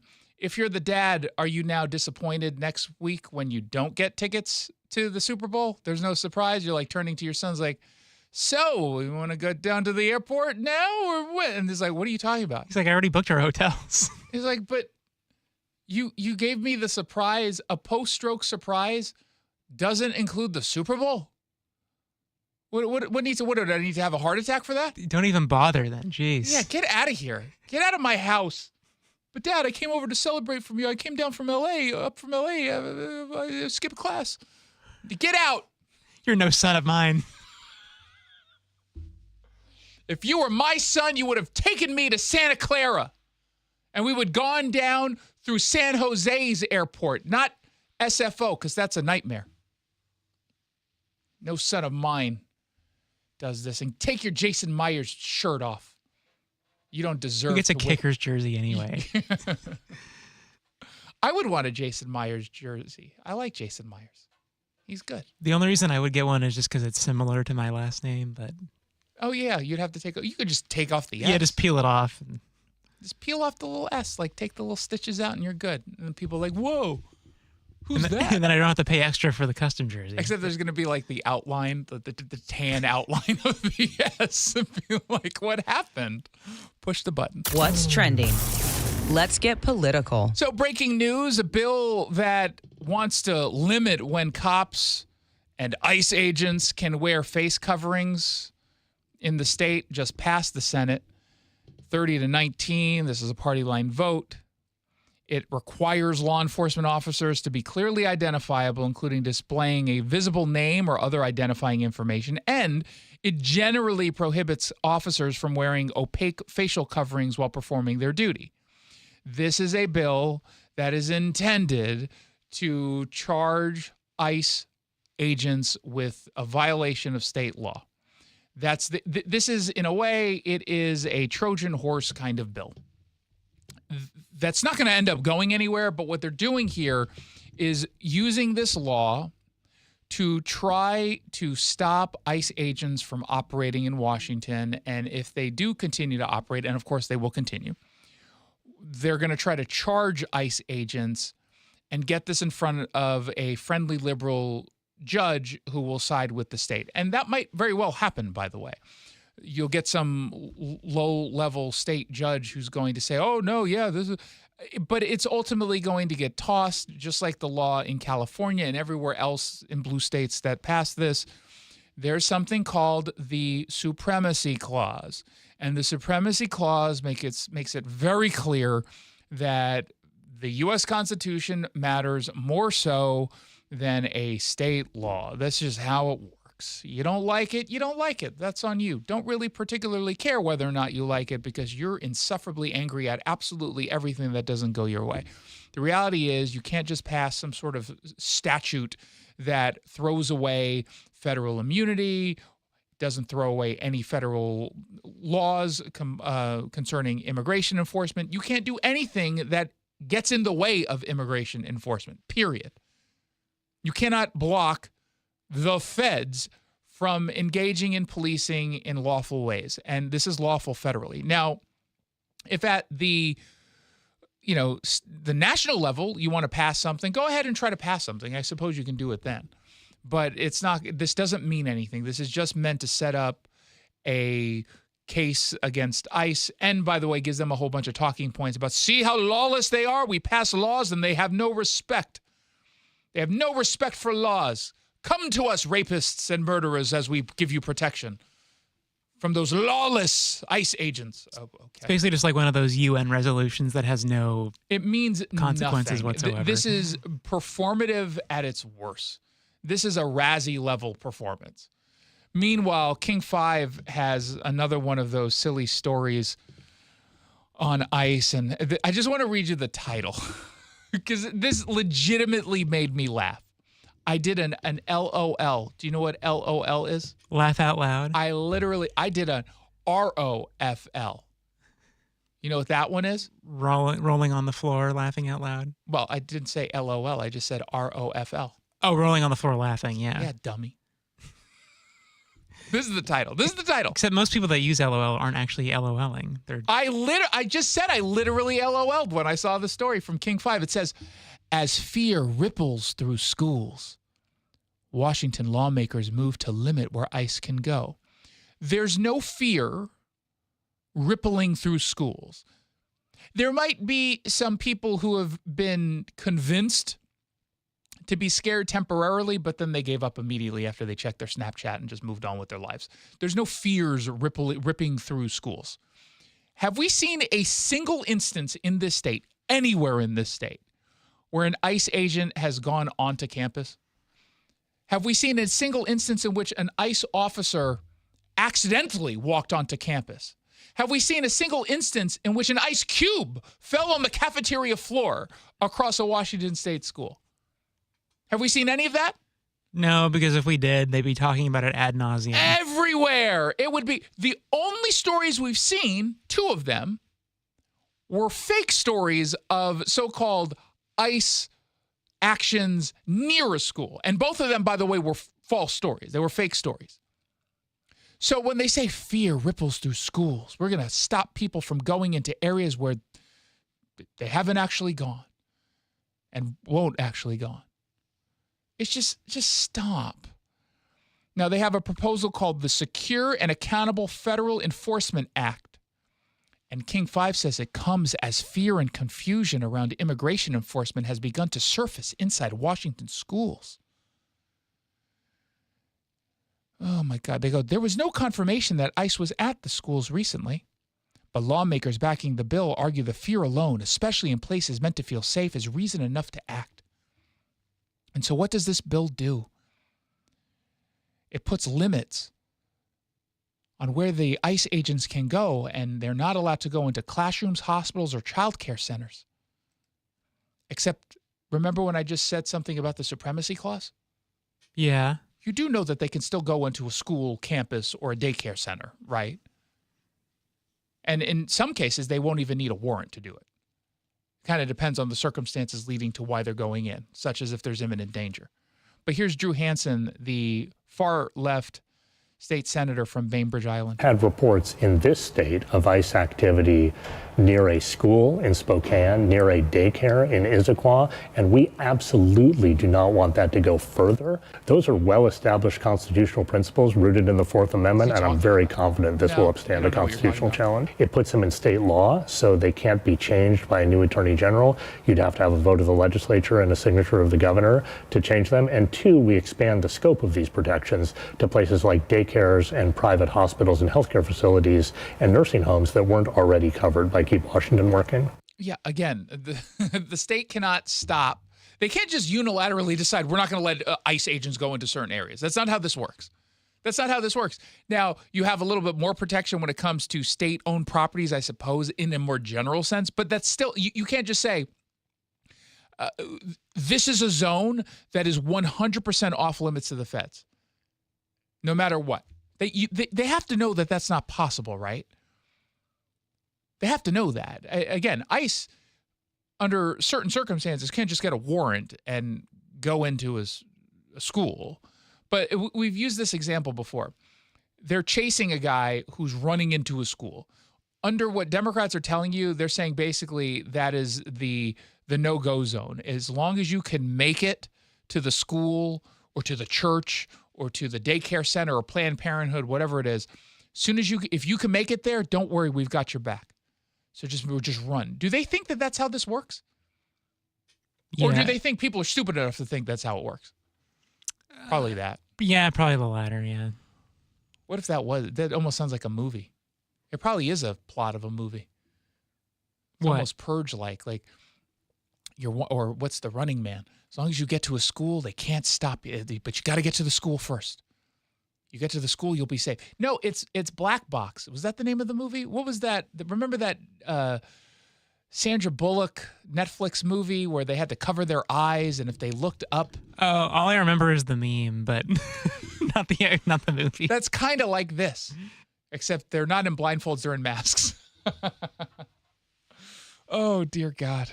Good for them, though. At least they're doing something during their shortened legislative session. It's not like there's anything of note that they could do to help people. So instead, they'll just bellyache about ICE and then perform their little theatrics here. What is it about with people on islands that make them so far left, too? I don't know. Why? Some of it is because of their wealth. Yeah. And I think it's also kind of like, it's almost a metaphor of the echo chamber in which they live. Yeah, they're literally like in a bubble. Yeah, they're on an island by themselves with other crazy, stupid people. But it is interesting because can you think of an island community that's not uber liberal locally? You can get into that peninsula and you're starting to get to some like military spots where it's maybe shades of red, I guess, but the entire community, Vashon. Yeah, that's crazy. They're all insane. They're all insane. The San Juans, yep. Anacortes? Is that technically an island, though? Oh, yeah, I guess that doesn't count. But Bainbridge. Yeah. They're all nuts. Mm-hmm. Again, the only time it's not an island, but like Silverdale, like if you're getting into that part of the peninsula, you're fine. You're kind of in like normal territory, at least for a few blocks, a few miles. Push the button. What's trending? Crime. A string of break-ins left dozens of North Seattle businesses dealing with the aftermath to fix what was broken, to replace what was stolen. Someone tried to pry open a door into Julia's of Wallingford, according to Como TV. This is most definitely not the first time that this has happened. The owner of Julia's in Wallingford is named Victor, which is just very confusing to me. What Julia's? Why not call it Victor's of Wallingford? Maybe it's named after like his mom or something. Yeah, I don't like that. Name it after yourself. Be selfish. Selfish. He told Como TV he's not the only victim. It looked like they used a crowbar to try to open it up. There's a lot of, businesses nearby that have also been hit. Luckily, as they try to get in, we do have a sensor, and that sensor rang, and I think it scared them away. It's definitely making an impact on small local businesses and restaurants. Yeah, no kidding. I mean, you're already struggling to survive, and then you have to deal with this. He said the same group of thieves hit several of the businesses in the area just over the course of a few hours, and that includes Wally Pets, where Como says the deadbolt and the front door were pried off. What's the point of having a deadbolt then? Is it really a deadbolt at that point? I think they used the bolt cutters because I could see them going to town on it. Like, this is my third time. They've never come in the store. They've just kind of broke things. But think about a little guy who's just opened his business, like the coffee shop or the cookie place. Something like this can put him out of business. Yeah, he's right. And again, in any other world, this would be a pretty significant story if you had dozens of businesses getting hit, arguably by the same group of thieves over the course of just a few hours or even a few days or weeks. You would think that this would be leading news everywhere, right? That King and Cairo and Fox 13 and the Seattle Times would be all over it, but it's just Como and Seattle Red, I guess. Why? Because this happens all the time. It's true. It happens all the time. Yawn. Wake me when you got news. But this is meaningful to the people who own those businesses, to the customers who are now out of luck when they have to go and hang out at the Westie or U Wine Bar or Seattle Samosa. Samosas got stolen. Are samosas the little Indian food, or is that the orange juice and what's the difference? Mimosa is the orange juice and champagne. Okay. Samosas are the cookies with the coconut. That's and Samoas. Samoas, okay. So samosas are the pastry-filled Indian? I think so, yeah. God, those are good. Mm-hmm. Those are really good. I don't even know what's really in them. I know it's usually some vegetable or bean of some kind and peas. Right? I think so. What's in a samosa? It's Indian though, right? That sounds right, yeah. It's filled mostly with vegetables like spiced potatoes, onions, and peas. I do sometimes eat onions. Yeah, it's almost kind of like a dumpling, sort of, a little bit. It's not a dumpling. Well, not a dumpling, but it's too thick to be a dumpling. Yeah. It's a pastry. Yeah, okay. And it's fried, and it's a savory pastry, and they're delicious. Especially, I don't like the green minty chutney thingy. The red one is good. It's a little bit sweeter. I haven't had Indian food in a long time. Tell Duncan to put on my calendar, I want Indian food for dinner tonight. Put it for 6:45, because I have some at home. I have paneer in the spinach thingy, whatever that's called. And then tell him to put on my shopping list cauliflower rice, because I don't eat regular rice very often. 1-800-465-8770 for your text messages. When we come back, we're going to dive into the big local right here on Seattle Red. Hey, it's Guy Benson, and I told you that I'm trying something new this year. I want to have a healthier lifestyle, feel and look better. Got a really busy schedule, so what was I going to do? Well, I've engaged with the Eastside Weight Loss Clinic, headquartered right in Kirkland, but you can do the program wherever. I'm on the East Coast, of course. I had a 15-minute consultation with Dr. Coogan and his team, and they were fantastic, so I decided to go for it. And guess what? A week and a half into the program, when I tell you it is working, it is working. My spouse and I have combined so far lost 19 pounds. That's in a week and a half. We're following the plan. We're trusting the process. It is working really well. So if you're interested in anything like this, at least schedule a 15-minute phone call at Eastside Weight Loss Clinic. I've had a great experience so far, as I said. I bet you will too. EastsideWeightLossClinic.com. Dr. Ryan Coogan, D.C. Results may vary. Hey, it's Jason Rantz. $8 trillion in cash sat on the sidelines last year. $8 trillion. Where investors were either scared or just unsure where they were going to go to invest. They were scared to invest, unsure where to invest. And the reality is, I get that, I guess. But once you learn what Legacy Group Capital is capable of, you start to rethink a little bit. You start to get a little less scared and a little bit more sure. Because right now is a perfect time to strategize for 2026, an opportunity to lock in the gains from last year and invest into a stable platform. Legacy Group Capital, they're based in Bellevue. They develop local real estate, lend money, and share profits with investors. It's really that simple. Diversify your portfolio with Legacy Group Capital's Northwest Fund, which is currently delivering 9% on a fixed rate of return. Find out why over 1,300 local investors have invested over $350 million with Legacy Group Capital. LegacyG.com is the website, the letter G. LegacyG.com, or give them a call at 425-635-4700. Check out their family of funds, 425-635-4700. Progressive knows life takes you in many directions. Bear right at exit 32, then begin to wonder why you never bought a fish tank. In 1.3 miles, you'll realize you've been mispronouncing epitome your whole life. At the roundabout, you will remember you said something at dinner you wish you hadn't and will think about it for decades. You have arrived at your destination, but it turns out there really is no destination and life just keeps going. Wherever life takes you, protect your home and auto with a bundle from Progressive. Progressive Casualty Insurance Company, affiliates, and other insurers. Not available in all states or situations. Taxes was waiting on the refund you needed yesterday.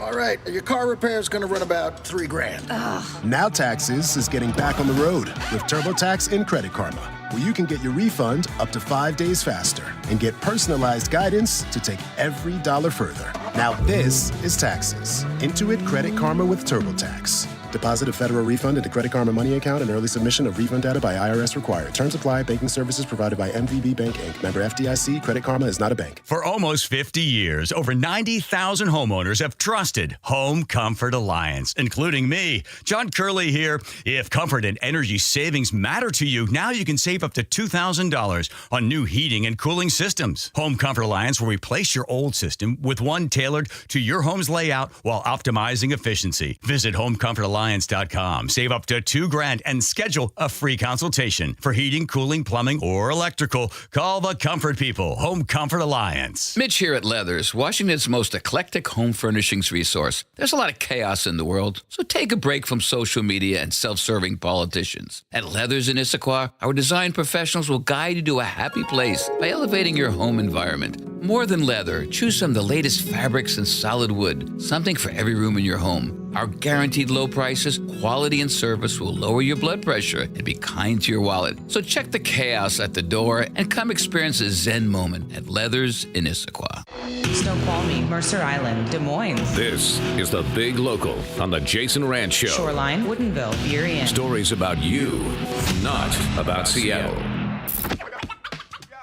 Hey, look at that. Look at the time. 4:30 on a weekday afternoon. That means it's time for the Big Local. Brought to you by the Scott Jennings Show. Yep, brand new show. Scott Jennings, you know him best from CNN. He makes liberal minds explode. He is now on Seattle Red, 8 to 10 p.m., Monday through Friday. He's got a best of airing at 6 p.m. on Sundays. Do not miss it. It is a great show. But this is the part of the show where we completely ignore the stories coming out of Seattle and instead focus all of our attention on the communities you live in and care about most.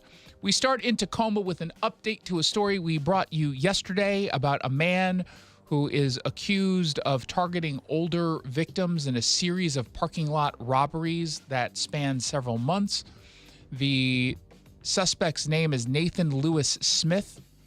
He has been arrested on 47 counts, including robbery, identity theft, assault, and resisting arrest, according to Como TV. And it turns out that this guy, who's an alleged serial thief, he has a long criminal history that also included being in prison, just released last spring. What? That doesn't sound right. No. They say he was under community custody supervision by the Washington Department of Corrections at the time he allegedly committed the robberies. No. How can that be? Jackson, how can that be? He was under the supervision of the Department of Corrections. Doesn't that imply supervision? Might have been a typo. This is a Jeremy Harris story. Oh, well, he's usually pretty good. Yeah, he doesn't make typos or any kind of factual mistake. Huh. So weird how that works. Tacoma PD officer or spokesperson Shelby Boyd spoke with Jeremy. Over the past several months, they've been able to link many cases together involving this individual. These elder, mostly Asian folks would leave a store, leave a cash machine, a gas station. They would get into their vehicle. They would put their purse on their seat. And as they're driving off, the person would run up, shatter a window real quick, grab what they needed, and would go. If there were this many that we found, how many do we not know about? 17. It was very apparent that this behavior was going to continue, and it was imperative that we stop him now. Huh. It's odd that under the criminal justice system in Washington State, it wasn't a disincentive or effective in any way, shape, or form. Remind me again, Jackson, and you might have to Google this, or ask ChatGPT, because it could do really deep dive research within seconds. Who's been in charge? Which party for the last, ever? Democrats. Okay. But you double check that, because we could be wrong. Yeah, I'm sure. Okay, but which party was responsible for the criminal justice reforms that we put in place back in 2020? Democrats. Oh. Any guess as to how this guy probably votes? If he was smart, he would vote. Yeah. He probably doesn't vote, but if he did, I'm guessing I could find a party that he would identify as the party that's all like, give you a pass. And it's so funny. I always get nervous about this idea of doing something you're not supposed to do, breaking a rule. Don't you just get in your own head of like, I'm going to get caught and it's going to be embarrassing, so let me not do that. That's what stops me from like breaking just general rules. I'm going to get caught and it'd be really embarrassing and people will think less of me. Not when it comes to jaywalking. I do that all the time. But all the other stuff, like I don't want to get caught. This dude's on supervision from the DOC and allegedly commits these crimes. Part of me is envious of that kind of laissez-faire approach to life. You know what I mean? Hands-off rules. I don't even pay attention. Part of me does. I'm a little jealous. Just a little bit. In fact, here's what I'm going to do. I'm going to cheat on my taxes this year. He's inspired me to cheat on my taxes. I'm not following the rules anymore. And hey, if I get caught, I've got Gregory Nunn. Isn't that kind of what happened to Macbeth, though, in the play? Doesn't he get to stop? Cheats on his taxes? He stopped caring about morality and then... Cheated on his taxes. Well, worse, he was killing people. It's a metaphor for cheating on taxes. And then someone came by and said, I want my pound of flesh. Right? Something like that, yeah. I think it was Al Pacino. Did you know he played... what was the character's name? I forget. What? The pound of flesh character.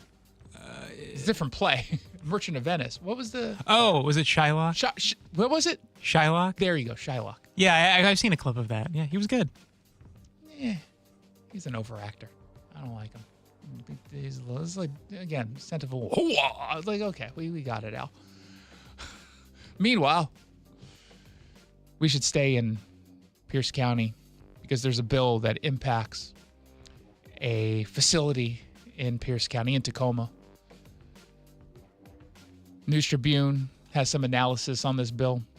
It's a Senate bill, obviously coming from Washington Democrats, intended to tighten state oversight of the Immigration Detention Center.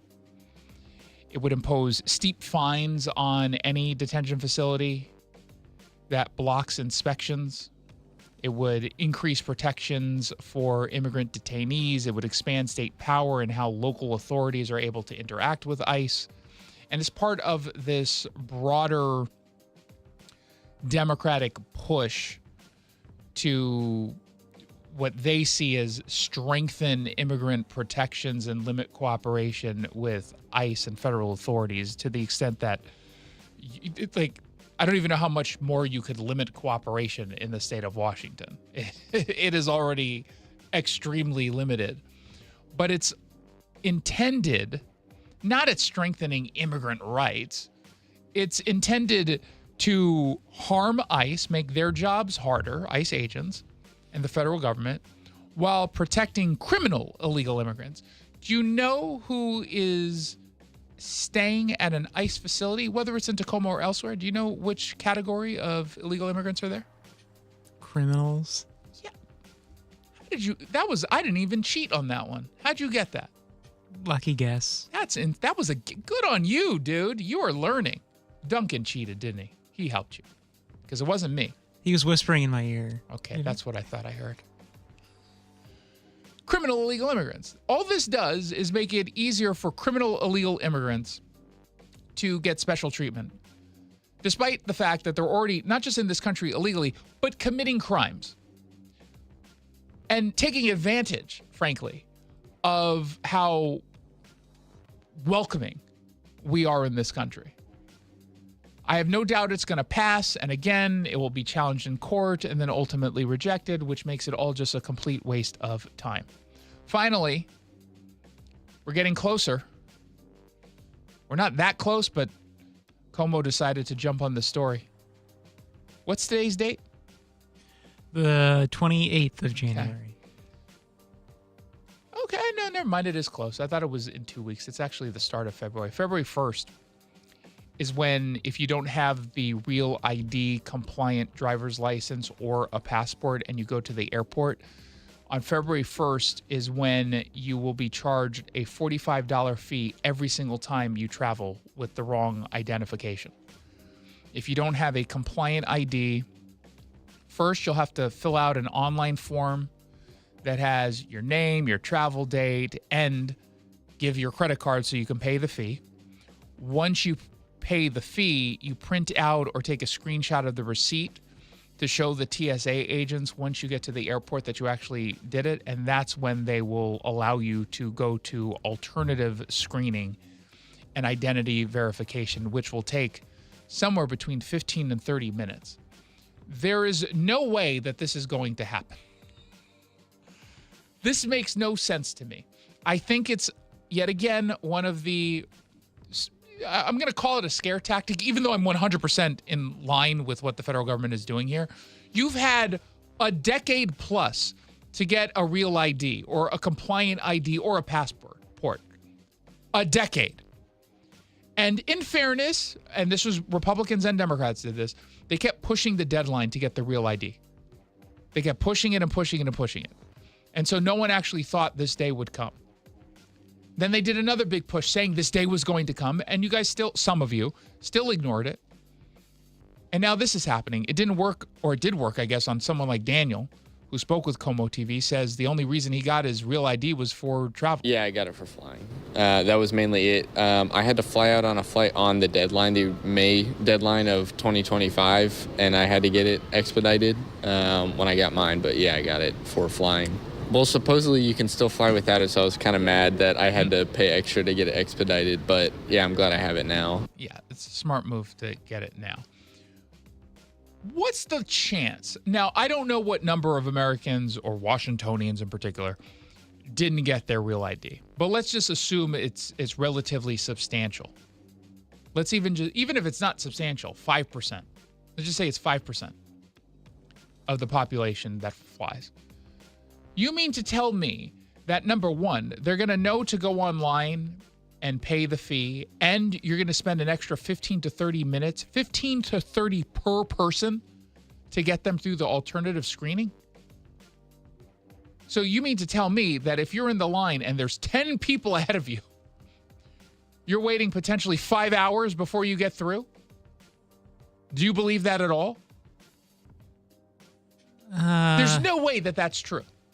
There is zero chance that that's going to be what happens. Probably not, yeah. It's zero. Why would it take you 30 minutes to is the software just really old? You have to use a typewriter. It's like it's DOS. Well, and they do with just one finger, and every time they make a mistake, You gotta get the white out, and then you gotta hold on.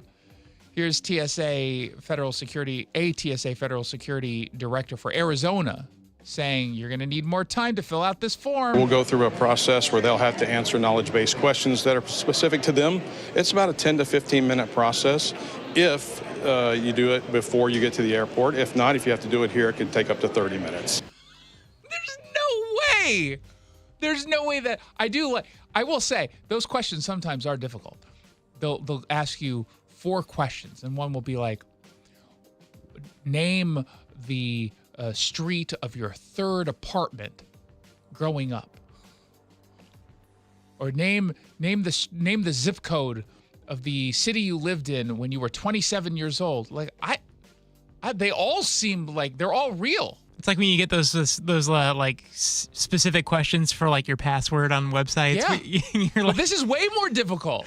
Although in that case, sometimes those are difficult. They're like, I'm pretty consistent, but what was your best friend's name? Well, upon reflection, I originally thought it was Jordan, but now I actually think it was Jason. Which one did I put? What's your favorite band? When I answered this question initially or now? Or it's like, who's your favorite person in history? It's like, well, I think it's this guy, but I don't know. It was initially him, but then there was this expose on 2020, and so then I changed it. I don't know what the answer is anymore. I don't want to commit myself to any of this. I've done that before, and thankfully, most of the time they ask you, what's your favorite book? What's my favorite book? Three Musketeers? No. It's American Psycho. Oh, I didn't know that. You don't even know me. What's my second favorite book? Three Musketeers? It's Less Than Zero. I don't even know what that is. You don't even know me. It's both of them are Bret Easton Ellis novels. Who's my favorite author? Bret Easton? It's Alexander Dumas, you dummy. The author of Three Musketeers. No, it is Bret Easton Ellis. 1-800-465-8770 for your text. 1-800-465-8770. When we come back, two stories thematically competing, but also actually competing, because you get to choose which story we discuss. Story number 1. A Florida anesthesiologist says he won't treat Republicans. Or story number 2, a Chicago teacher was placed on leave after posting on Facebook supporting ICE.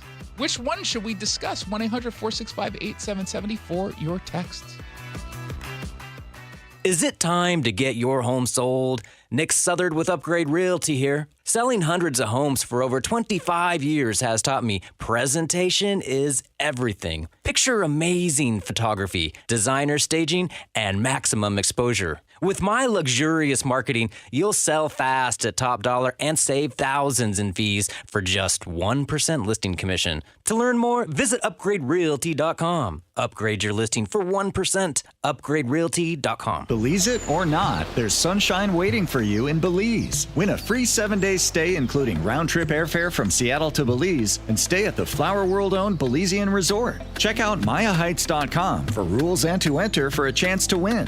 Maya Heights Resort, a beautiful restaurant, resort, 1,000-acre farm, and views to enjoy on the terrace in paradise. Belize will provide the warmth and adventure while Flower World provides the trip. MayaHeights.com, your gateway to Belize. From Flower World. Hey, it's John Curley with Dr. Kopstein from K2 Vision RLE. Doc, I heard that 50% of Americans have their lenses replaced by the time they're 75. That's exactly right, John. As we near 50, our eye's natural lens starts to become dysfunctional. If you've now added readers to your need for glasses and contacts, it's a sign the quality and function of your natural lens is fading, and it's a steady decline towards cataracts. Don't go another 20-plus years with poor vision, hassling with contacts and readers. Do what I did. Choose a quick, painless refractive lens exchange from K2 Vision RLE and start enjoying great vision now. Our new lens technology is truly amazing. After replacing over 100,000 lenses, we have the experience to guide each patient to their best solution, even if that's recommending you wait a little while before RLE. K2 Vision RLE can restore distance and near vision permanently, plus never develop a cataract. Read the reviews and schedule a free Zoom consultation now at k2visionrle.com. You're listening to Leaf Filter Radio, and the guru of gutter protection himself, Chris Coonahan, is here to take your most pressing leaf-related questions. Hey, everybody, Chris here. I understand we have Ron on the line. Ron, where are you calling from? Uh-oh. Ron, are you calling from a ladder? Well, I was. I wanted to ask Chris what I need to do to get my gutters ready to have Leaf Filter installed. Oh, Ron, you don't have to do anything. A Leaf Filter Trusted Pro will come out and clean out your gutters, realign and seal your gutters, and install Leaf Filter, America's #1 gutter protection system. So I didn't need to get on this ladder? Ron, Leaf Filter Trusted Pros are in your neighborhood and ready to help. Just visit leaffilter.com/deal to schedule your free gutter inspection and get up to 30% off. Thank goodness. What was that site? To get this special radio offer, go to leaffilter.com/deal for your free gutter inspection today and get up to 30% off. That's leaffilter.com/deal for up to 30% off. leaffilter.com/deal. See representative for warranty details. This year's tax changes. Better not get caught snoozing. Miss one deduction, lose thousands. Not amusing. Big tax changes can mean bigger refunds at Jackson Hewitt. And right now, get $100 just to try us. Don't worry, tax filers. If money is tight, get $100 from Jackson Hewitt, so you'll sleep better at night. Limited time offer for new clients. Participating locations only. Details at jacksonhewitt.com. Febreze. New Febreze Air Mist has 50% more odor fighters and up to 30% more fragrance than the old formula. So now you can take on 100% more stinky odors, like sweaty gym bags, greasy cooking smells, and the after effects of the dog rolling around in something. Just spray, and new Febreze Air instantly restores just clean freshness. Smell you later, odor. Breathe happy, Febreze, la la la la la. You pick the topic on the Jason Rantz Show. Indeed you do, and you're curious about the staff member, a teacher in the Chicago area, who's now on administrative leave and is facing calls to lose his job because on Facebook, he actually supported ICE. The teacher at West Chicago's Gary Elementary School said, "Go ICE." He was just talking about ice cubes. He was just like, I'm sick and tired of this beverage. It's room temperature. He's like, I was recently in Europe and they don't really have ice over there. And It's like, have you ever tried to you order an iced tea and they don't even know what you're talking about? It's very confusing. Shortly after the post was made, according to the New York Post, activists in the predominantly Hispanic community quickly began sharing the post and calling for action to be taken against the teacher. Now, it's in the New York Post. It's actually a Fox News story. They're not naming him because of his safety concerns, and they're right not to name him. He wrote in one post, imagine working as a teacher one post responding to his post said, imagine working as a teacher in an elementary school in West Chicago where the Latino community is highly populated and promoting ICE. Sick AF. Another one called him a bleeping piece of bleep. Activists began circulating a flyer online calling for his job and for students to stay home from school in protest, saying, quote, the casual way in which he publicly promoted the actions of ICE in our area is inappropriate and unsuitable for an educator. Now, of course, if he said F ICE, they would be celebrating him and saying, way to go, this is the kind of teacher we're proud of. The flyer said, the best way to show our district that we need action to be taken is to show them that keeping this teacher will disrupt the emotional welfare and therefore the education of our students. Oh, so not whether or not he's a good teacher, but you don't like a political position he took. Now, local leaders got involved, including Karina Villa, an Illinois state senator, who posted a message saying she stands in unwavering solidarity with the families who are upset about the, quote, disturbing comments reportedly made by an educator. She then goes on to say that it is a protected right to say what he said. Quote, but as educators, we have the responsibility to our students and their families to create a safe and welcoming environment for all. Would they, this is how you know this is all just bogus nonsense. Would anyone in the community, be upset or as upset? Would they create a flyer and call for this guy's job if he said F ICE? If that was his post?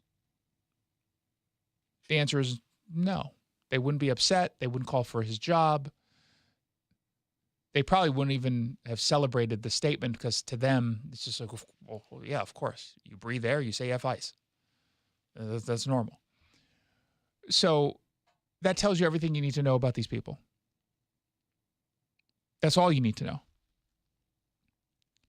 Now, apparently, because he was about to be investigated, this guy, the update has been that he submitted a written resignation upon learning that he was about to be investigated. How could you investigate him for this? All it said was go ICE. But there's been an update to the update because he's wise now. And unfortunately, the school didn't say no takebacks because they say the employee then withdrew that resignation before the board could approve it, which allowed him to come back to work. Isn't that great? He's like, you know what? I'm done. I'm sick and tired of this. I don't like this, what this says about the district. This is clearly illegal. I resign. And then someone said, dude, you can easily sue them for this. Easily. And what's worse, the union's going to be forced into supporting you. Hurry up. Did they say no takebacks? No, they didn't say any of that. Then take it back quickly. It's like, psych. Anytime someone hands me a resignation of any kind, I immediately say no takebacks before I even read it.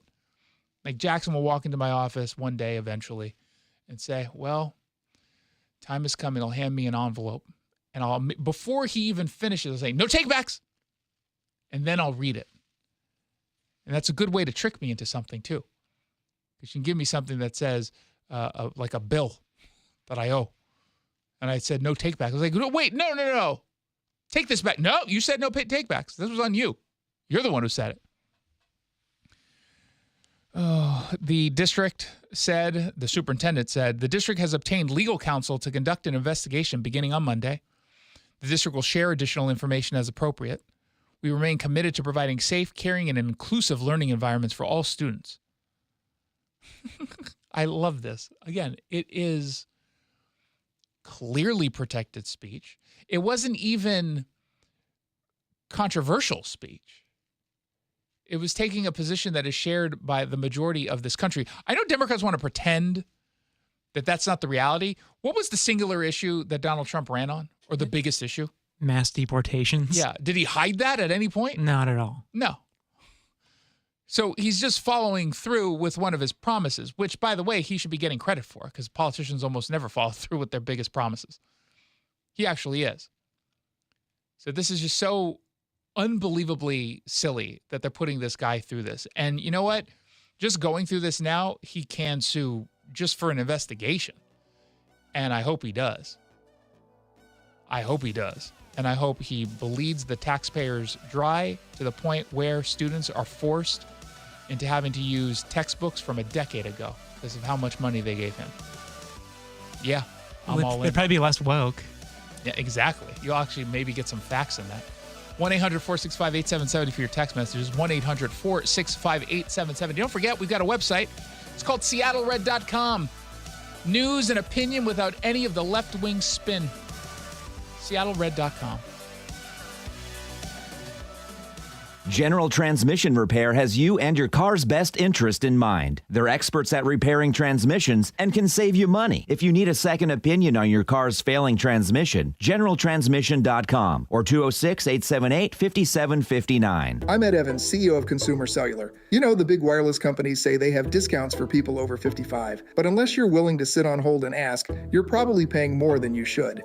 At Consumer Cellular, there's nothing to hunt down. We're built for people 50 plus with plans starting at just $20. And our 100% US-based customer service actually answers the phone. Call 1-888-FREEDOM or visit consumercellular.com today and get your second month free for a limited time. Taxes, fees, and other third-party charges will apply. See website for additional details. Taxes was waiting on the refund you needed yesterday. All right, your car repair is going to run about $3,000. Ugh. Now Taxes is getting back on the road with TurboTax and Credit Karma, where you can get your refund up to 5 days faster and get personalized guidance to take every dollar further. Now this is Taxes. Intuit Credit Karma with TurboTax. Deposit a federal refund into Credit Karma Money account and early submission of refund data by IRS required. Terms apply. Banking services provided by MVB Bank, Inc. Member FDIC. Credit Karma is not a bank. Hey, it's Jason Rantz. Winter weather means slick roads, darker mornings, and more accidents across Western Washington. If you or someone you care about ends up on the side of the road after a crash, safety comes first. Get out of harm's way, exchange information, and make sure a police report is filed. But then make the most important call you can make. Harold Car Law Offices. That one call can save you time, frustration, and a whole lot of money. After an accident, your job is to heal and get back to your life, your family, your work. It's not to sit on hold with insurance companies or chase paperwork or argue over medical bills. That's what Harold Law Offices does for you. Their 48-person legal team handles the insurance companies, fights for the full value of your claim, and takes the stress off of your plate. They don't get paid unless you do. If you've been in a car accident this winter, remember the name you can trust. Harold Car Law Offices. Car is spelled C-A-R-R. They're online at carlaw.com. C-A-R-R. Carlaw.com. Car accident? Call CAR. And tell them Jason Rantz sent you. Carlaw.com. Cold is leaking and rats are moving and mold is creeping and water seeping in. It's hard to be a homeowner, we know. Without American Crawl Space and Pest Services, it is hard to be a homeowner. Dave Ross here. American Crawl are the heroes to call for insulation and pest issues because in addition to their great reviews and decades of experience, they also give out the most PSE insulation rebates of any insulation company in the state. American Crawl, the heroes you call. Get your free inspection at AmericanCrawl.com. If you need security for your event or business, contact Security Services Northwest. From armed and unarmed officers to advanced remote monitoring, they've been doing it all since 1977. Go to SSNWHQ.com for Security Services Northwest. Seattle Red on 770 KTTH Seattle, 97.3 KIRO FM, HD3 Tacoma Seattle, 94.5 K233 DT Eastlake, 33 BU Seattle. The nation's top diplomat in the hot seat. I'm Lisa Lacera, Fox News. Secretary of State Marco Rubio before a Senate panel, first tackling questions about the U.S. operation in Venezuela. Republican Senator Rand Paul grilling Secretary of State Rubio on the capture of now former Venezuelan President Nicolas Maduro. Would it be an act of war? We just don't believe that this operation comes anywhere close to the constitutional definition of But war. would it be an act of war if someone did it to us? The Trump administration carried out the operation to capture Maduro without congressional approval, which has received pushback from Paul and congressional Democrats. Republicans have praised the operation to remove a leader the U.S. considers illegitimate and a narco-terrorist. Fox's Ryan Schmelz on Capitol Hill. On Cuba, Rubio said the administration wants to see regime change, but he did not say whether the administration would force current leaders out. He also gave senators an update on negotiations between Russia and Ukraine, saying disagreements over territory remain one of the last points of contention.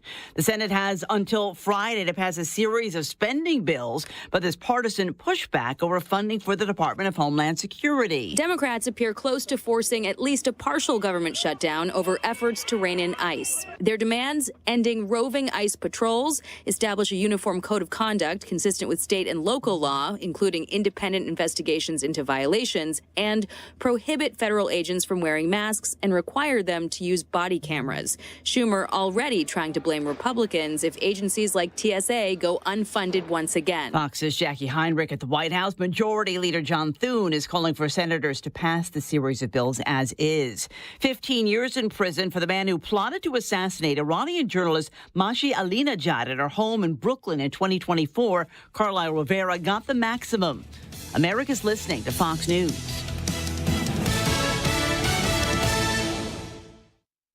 Sniffles and sneezes got you down? GoodRx is here to help with big savings on commonly prescribed cold and flu meds. GoodRx is free and easy to use. GoodRx is accepted at all major pharmacies like CVS, Walmart, and Walgreens. Just search your prescription, find a coupon, then show your pharmacist at the drop-off counter. GoodRx is not insurance, but it works whether you have insurance or not. If you do, GoodRx may beat your copay price. Download the free app or visit GoodRx.com to save today. Welcome back to Winter Hack Radio, the place for clever hacks to survive the season. Icy driveway? Well, try spreading sand or birdseed to help with traction. Snowy puppy paws? Well, grab a whisk, brush it off, done. Catch COVID-19? Well, just get... Actually, there's no hack for COVID-19. But if you test positive, prescription medications for COVID exist. Ask your doctor if they're right for you. Visit PfizerForAll.com to learn more. Sponsored by Pfizer. Looking Folks, the yellow light! I'm walking here!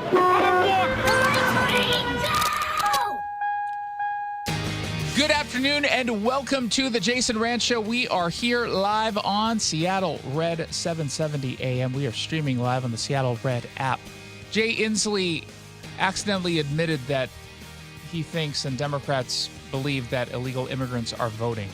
Dum put it in a tweet, not realizing what it is that he did. Yeah. Welcome back to the world of politics, Jay. We're going to get into that, but first, King County Parks has been handing out millions of dollars to grants or in grants and can't really account for the money. That's what's trending, brought to you by Legacy Group Capital Common Sense Lending. What's trending in King County? King County auditors say the county can't show whether much of the money that they handed out in grant funds was actually used the way that it was supposed to. That's a problem. That's a big oops. That's the key takeaway from this audit. Now, we've got a report up at seattlered.com. We actually published yesterday. Everyone else is now catching up today. But the King County Auditor's Office reviewed the Parks Levy Grant Program from several years ago. The program is funded by you guys, me. It was voter approved. It was a property tax. And it distributes money to cities and nonprofit groups for parks, recreation, conservation projects all around the county. But according to the audit, King County Parks failed to track how grant money was being spent after it was given out. They just kind of handed it out. The auditors found that the department often didn't collect sufficient documentation from the grant recipients to verify that the funds were actually used for what it was supposed to be used on. And the documentation, to the extent that it exists, that they did get a hold of, according to the investigator, Mia Neidhart, she told Como TV there were some discrepancies. There were some gaps in some financial procedures, which means that they're not in a good place to be able to consistently detect and prevent fraud, misuse, those sorts of areas. We could see money was going out the door, but there wasn't the documentation to show, and that money contributed to the goals of the program. Now, they're careful not to say that they're making any accusations that the money was either stolen or deliberately misused. I don't know if that matters in this context, because you can't tell me that it wasn't, because they didn't do any of their due diligence on how the money was spent, or at least not enough sufficient due diligence. And that, to me, is a big scam. Maybe they come back and like, hey, see, look, we spent all the money that we were supposed to spend in the way that we were supposed to spend it. Yeah, sorry, right now I'm assuming all of that is nonsense, that it is all stolen. I don't care if you don't have the proof. You don't have the proof that it wasn't stolen. And when it comes to my tax dollars, when it comes to your tax dollars, we should know that our tax money isn't being stolen or misused. That doesn't seem like a unreasonable position to take. Quite the opposite. It seems rather reasonable. Now, one of the central problems identified in this audit was a lack of standardized monitoring.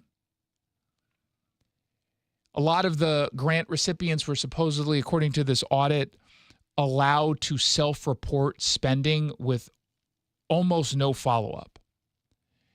And this report found inconsistent enforcement of reporting requirements and limited documentation showing that staff working for the county even reviewed, let alone verified, how the funds were used. Ben Thomas is with the auditor's office. He also spoke with Como. Without that more rigorous financial documentation, it's impossible for either parks or us to really understand if that money was spent appropriately. I mean, it's so bad that King County Parks didn't have clear internal procedures for monitoring the grants. Now, how does this happen? It's actually really simple. It's not because it's too hard. It happens because they don't care. That's why this happened. They don't care how the money is spent. To them, their only goal is to give out money. Now, some of them don't care how the money is spent, period. Others just simply trust that the money will be spent in an appropriate way. They hand it out to politically convenient nonprofit organizations that back the politicians who make the decisions to hand out the money to begin with. That's the reality. That's the truth. They want to pretend otherwise. They can all they want. But this was part of all the equity nonsense that was going on. Oh, we're going to give it to an organization that helps underprivileged youth in the BIPOC community have access to fishing.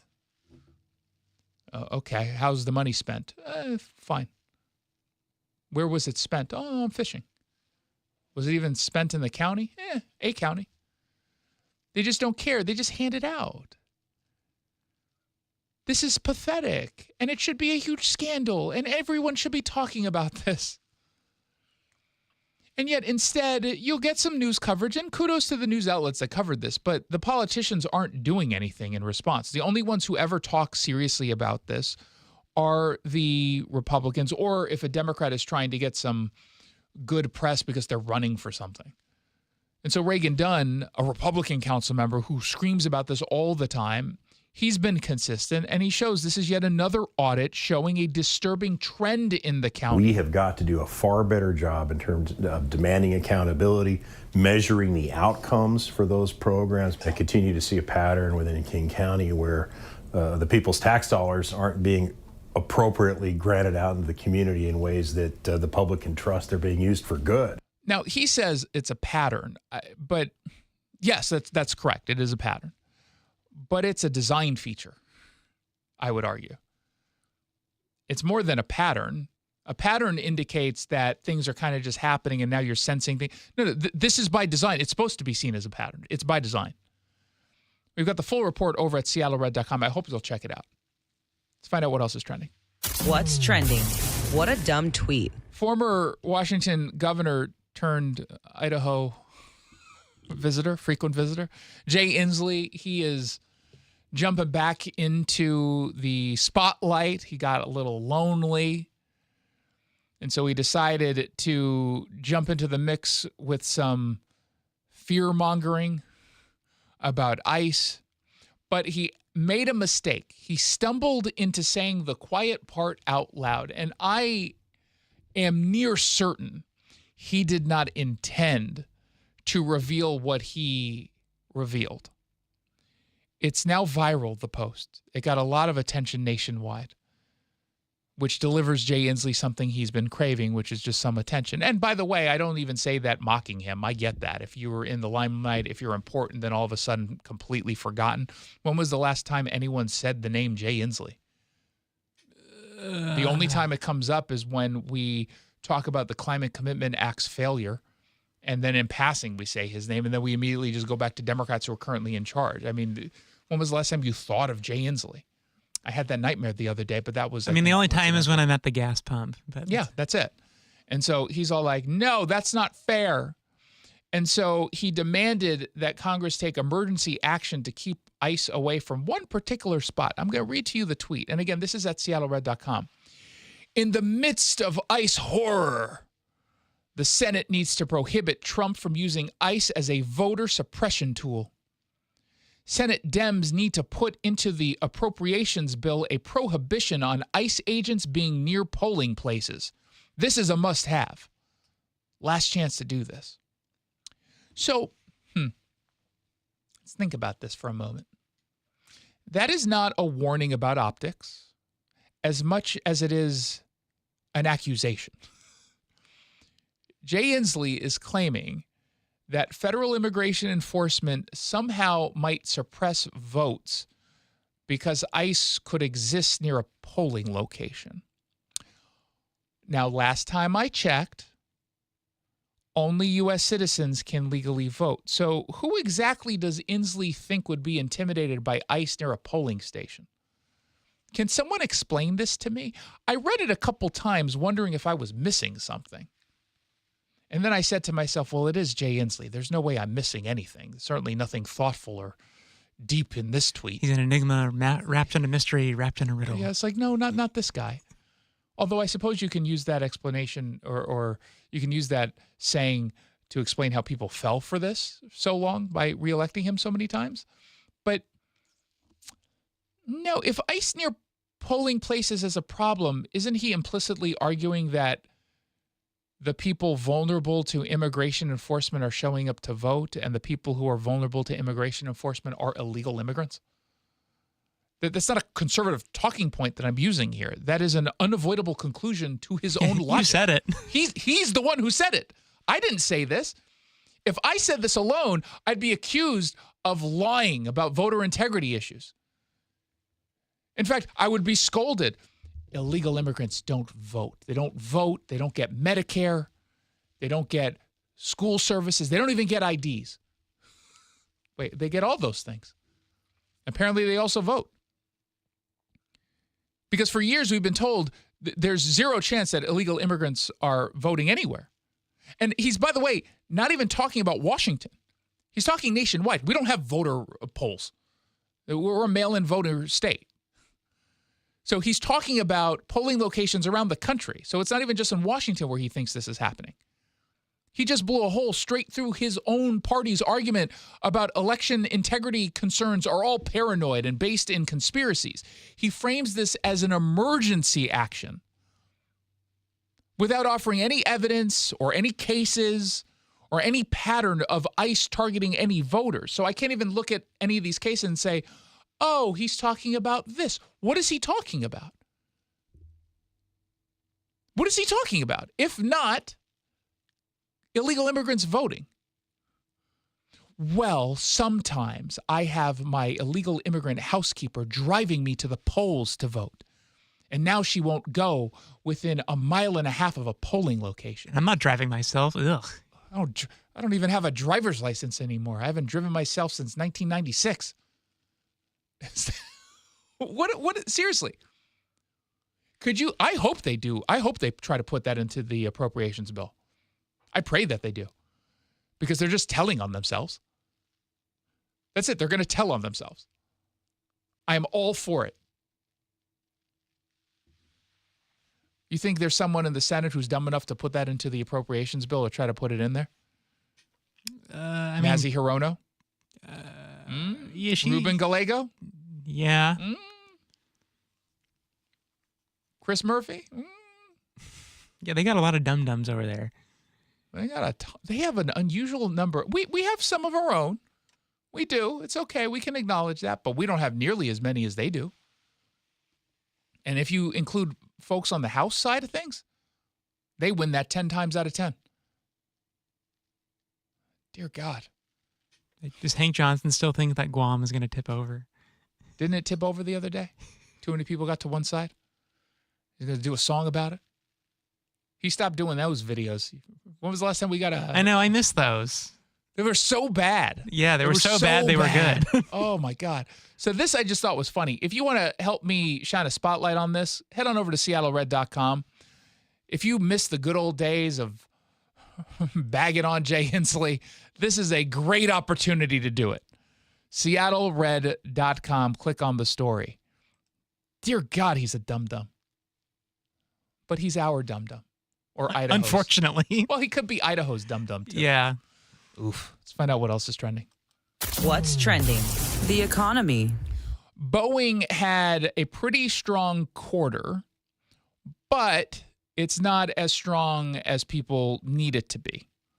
In fact, it's being framed as lifting spirits, but the turnaround for Boeing is not complete. And obviously, they need a turnaround since some of the controversies of, parts of their plane being all like, I would prefer not to be connected mid-flight, and then just exploding off of the plane.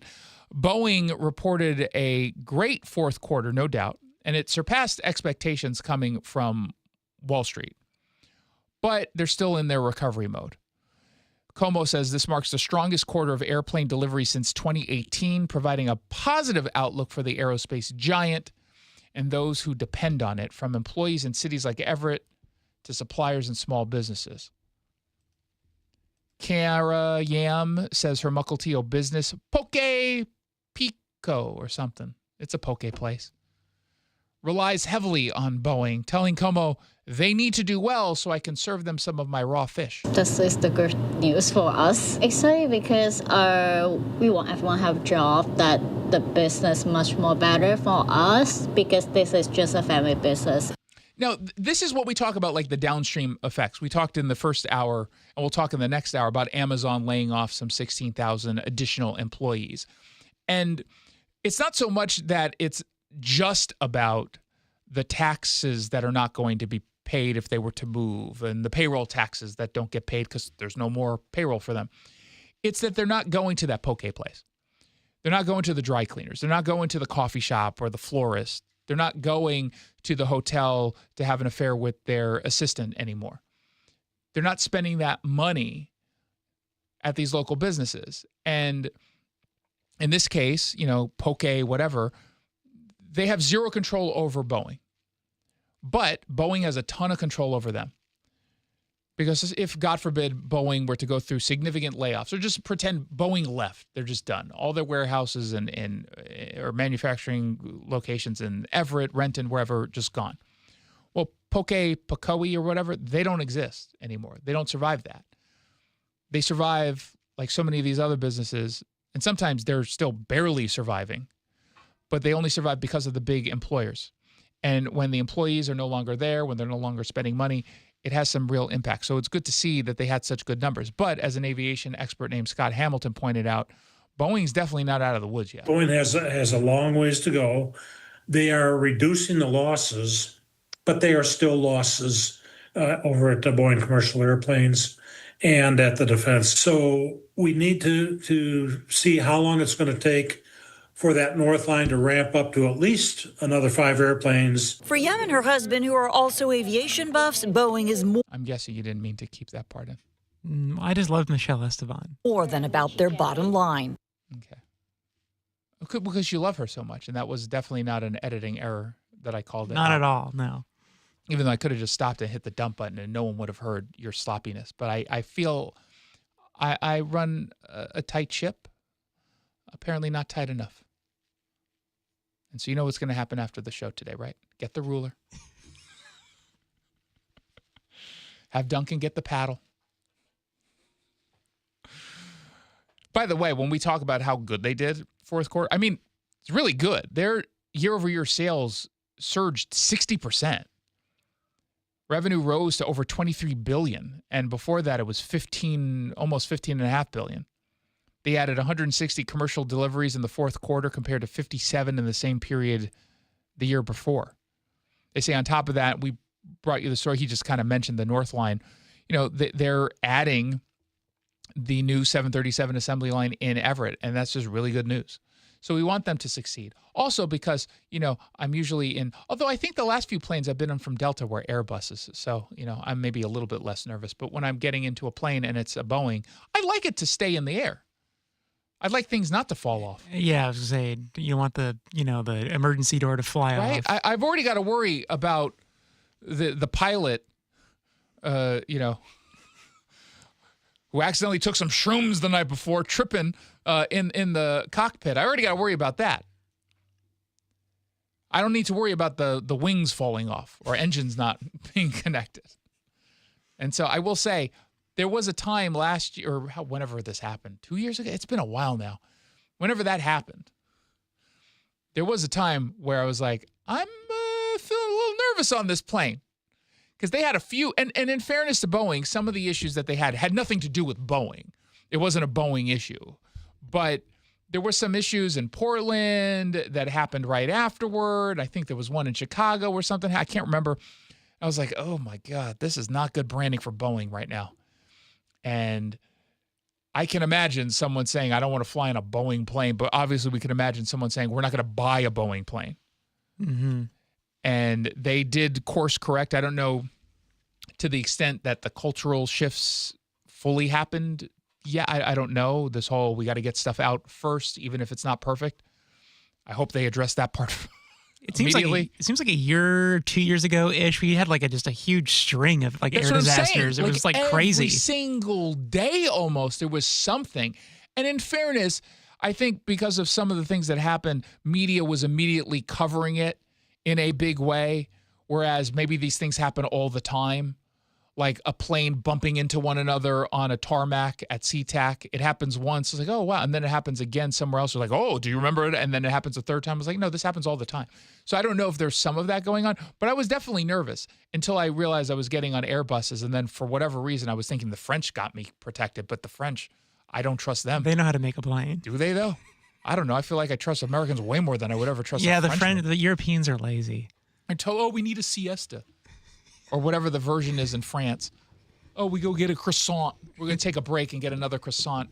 They work weirdly, they're not all fat. 25 hours a week or something. I know. We think it's bold to do 32-hour work weeks. They're like, 32 in a week? We barely make that in a month. Why do you work so hard over there? Well, look at our economy and look at yours, stupid. That's why. Our economy is way stronger than the French. And we pay for all your defense. But I know. Oh, my God.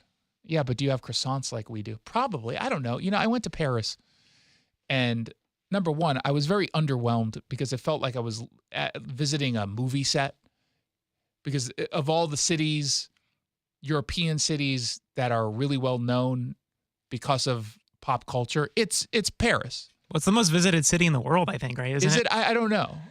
I thought New York was, but maybe it's Paris. Oh, maybe, yeah. Maybe international city for us.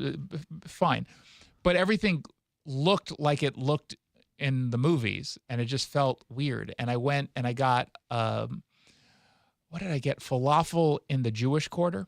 Uh-huh. And it made me violently ill. And I remember in my Airbnb, I was so sick, and I was getting like the sweaty vomit sickness.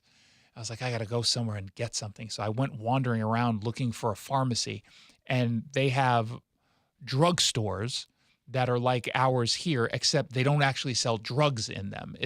They look like a pharmacy, and they've got signage that indicates it's a pharmacy. Then you get in, you're like, I need something for my stomach. I'm nauseous. Kisapa. What is this? Like, I'm like, what are you talking? They don't know what I'm talking about. And then I look on the shelves, and it's all like moisturizer. They don't have, I couldn't find anywhere to get like anti-nausea pills. And finally, I got something that was the equivalent of Pepto-Bismol. But by then, I had been sick for so long, it just passed. I didn't even need it. And I just remember like deliriously walking around I think it was the Marais district, I think it's called. Just like, where am I? Like, I think I was hallucinating. See, socialized medicine, not so great, is it? Nope. No, in fact, now that I recall, I might have been hallucinating so much, I wasn't even in Paris. I might have been in Prague. 1-800-465-8770 for your text messages. We come back. Walla Walla Sheriff Mark Kreider, he is sounding the alarm. Sheriff's departments in this state are about to be dramatically changed, courtesy of Democrats. We'll explain when we return on Seattle Red, 770 AM. Nick, did you know this is called quit time? Did you know what that is? I do not know. That means right about this time of the year, people quit their New Year's resolutions. Oh, kind of like last year. Okay, never mind. The important thing is that both of us made a New Year's resolution that we would take better care of ourselves for each other. And we're holding to that. We are not flaming out because... Longevity Medical Clinic. So we get the support of Longevity. We told them what our goals were, and they're like, absolutely, we'll get you in line. So they support me, they support you, and then as a couple, they're making us accountable for the decisions we make. So we're not going to be quitting on these things. I can't remember what your New Year's resolution was around the house. My New Year's resolution around the house was that I was going to try to get you to start putting things away. And I was going to get you to actually learn how to cook a piece of chicken. Oh, well, that's for next year. Okay, fine. Either way, we've got a team behind us. Do what Nick and I have done. Take a free health analysis at lmclinic.com. That's lmclinic.com. Hey, it's Jason Rantz. Protect your valuables, firearms, jewelry, documents, metals. Make sure you're protecting it with a safe from Northwest Safe. Family owned and operated since 1988. nwsafe.com is the website. Their facility is based in Enumclaw, and you step foot into that space and you're looking around, you're like, whoa. They know what it is they're doing. They've got the best of the best. They're an exclusive Liberty Safe dealer, and you find out rather quickly, not only are those the best safes made in America, built tough, the most trusted name in the safe industry, but you realize you get better pricing and exclusive rebates. And they've got everything in stock ready to go. And it doesn't stop when you make your purchase. They have the best in-home delivery. They've got you covered upstairs, downstairs, bolted into your basement floor. There's no problem for the folks over at NW Safe. Now, if you want to purchase everything online, do everything online, awesome. They've got you covered there too. Not only can you go to nwsafe.com, but they will do a personal video walkthrough to help you find the perfect fit. nwsafe.com, Northwest Safe in Enumclaw, or give them a call, 1-888-404-SAFE, 888-404-SAFE. Rain-X wipers are the #1 wiper blades in America. That means all kinds of drivers choose Rain-X. Big drivers in small cars choose Rain-X. Small drivers in big cars choose Rain-X. Drivers with long hair and short commutes choose Rain-X. Drivers with short hair and long commutes choose Rain-X. Drivers with pets on board, babies on board, and bored babies on board choose Rain-X. Basically, drivers who love a clear view of the road all choose Rain-X wipers, the #1 wiper blades in America. This year's tax changes. Better not get caught snoozing. Miss one deduction, lose thousands, not amusing. losing. Big tax changes can mean bigger refunds at Jackson Hewitt. And right now, get $100 just to try us. Don't worry, tax filers. If money is tight, get $100 from Jackson Hewitt, so you'll sleep better at night. Limited time offer for new clients. Participating locations only. Details at jacksonhewitt.com. Wesley is a truck driver. I drive a truck, and I love what I do. A truck driver with IRS troubles. They told me I owed them $43,000. It got really bad. Quite a few letters in the mail. They were talking about wage garnishment, coming after my house, my car. Yeah, they don't play around. I seriously thought that I was going to lose everything. One sleepless night, Wesley finally made a call to Optima Tax Relief at 2 a.m. Kind of figured I'd get a machine, but I didn't. I actually got to talk to an actual person in the middle of the night. He found just what he was looking for. Oh, they were great people. You need a team of people that know what they're doing. Optima Tax, they know what they're doing. Optima Tax Relief came through with flying colors. I saved an incredible amount of money. Happy don't even come close. I was absolutely overjoyed. Take Wesley's advice. If you're in any kind of trouble with the IRS, call Optima Tax Relief. Don't trust anybody else. Call Optima for a free consultation. Call 800-343-6460. 800-343-6460. 800-343-6460. Optima Tax Relief. Some restrictions apply. For complete details, please visit OptimaTaxRelief.com. The Jason Rantz Show. All right, let's break it down with Seattle radio host and author Jason Rantz. Jason, if I didn't know you, my first question would be, do you make these stories up? No, they accepted this proposal. I guess it's a measure of how much they really don't like Trump, isn't it? Long form. Washington Democrats are pushing through a bill, 5974, which would be a sweeping overhaul of the law, how it governs sheriffs and police chiefs. It tightens eligibility requirements. It offers extensive mandates on background checks for people who would become sheriff and police chiefs. It requires law enforcement leaders to maintain certification or automatically lose their jobs, which is a roundabout way to allow Democrats to simply remove people from the position of sheriff simply because they don't like them, simply because they disagree with them politically. Now, the supporters say, oh, no, this is about modernizing accountability and standards across the state of Washington, but most of us recognize it for what it is. This is intended to centralize power with Democrats in Olympia and restrict law enforcement. Joining me on the line to discuss is the Sheriff of Walla Walla County, Mark Kreider. He's also the president of the Washington State Sheriff's Association and a retired FBI special agent and former naval officer. So he's got a lot of experience. Sheriff, welcome to the show. Thank you for having me. Do you have any doubt as to what this particular bill is truly all about? No, I think you're exactly right, Jason. In fact, when we sat down with a couple of the legislators that authored this bill, we asked for a problem statement. I'll tell you, currently in the state of Washington, there is not a sitting sheriff that is not a certified Washington peace officer.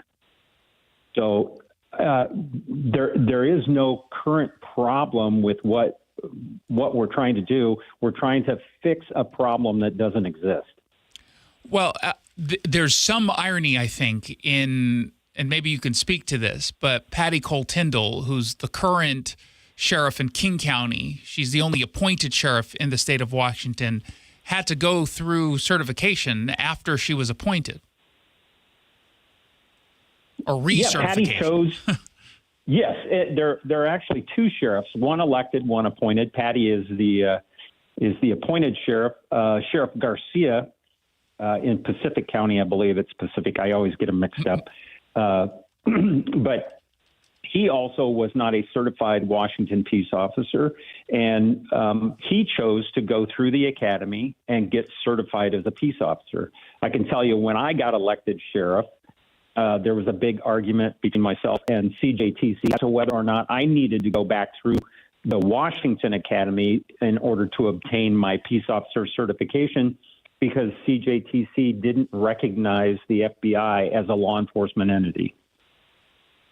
So where do you think this is all coming from?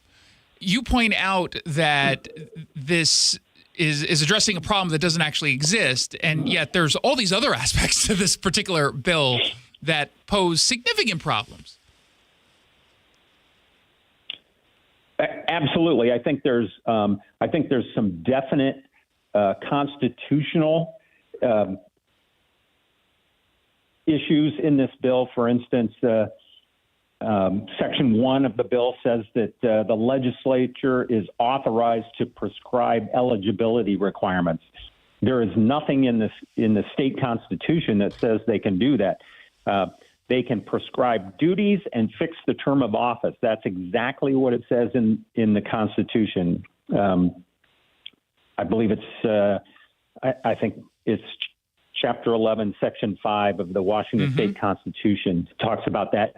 And it also states in there that the legislature, by general and uniform laws, shall provide for the election of county, and I'm paraphrasing, of county boards of commissioners, sheriffs, clerks, treasurers, prosecuting attorneys, and other, so that if we're going to make requirements on one elected official, the requirements have to be uniform across all elected officials.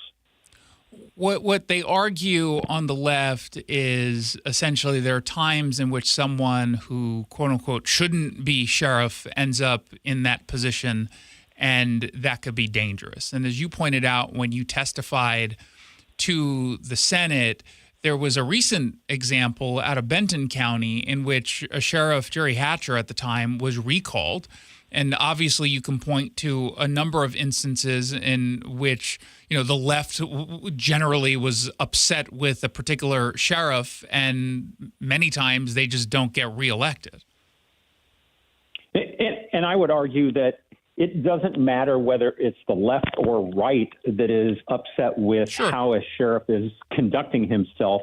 It's up to the voters that elected that sheriff, as with any elected official. And the Constitution gives clear and enumerated powers that the voters shall be the ones that determine who governs them.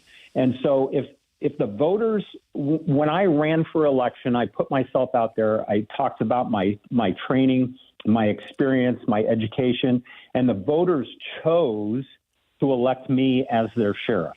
If they are not happy with the way that I am conducting myself, there is a mechanism. They can file a petition, they can do a recall petition, and they can vote me out of office, or they can choose to wait until the end of my term and vote me out of office and vote in somebody that they feel is more fitting to what they want their sheriff to do. So there's already a mechanism in place for all this, and this is 27 pages trying to fix something that is in our Constitution in 2 or 3 paragraphs. And there's some irony in that this bill would make it very easy for, in some cases, just unelected bureaucrats to remove a sheriff from office. Yet, if voters don't like the direction that we're going because of a lawmaker, it's nearly impossible to recall. Like, there's a high bar for a recall to be given an approval by a judge when it comes to just a politician.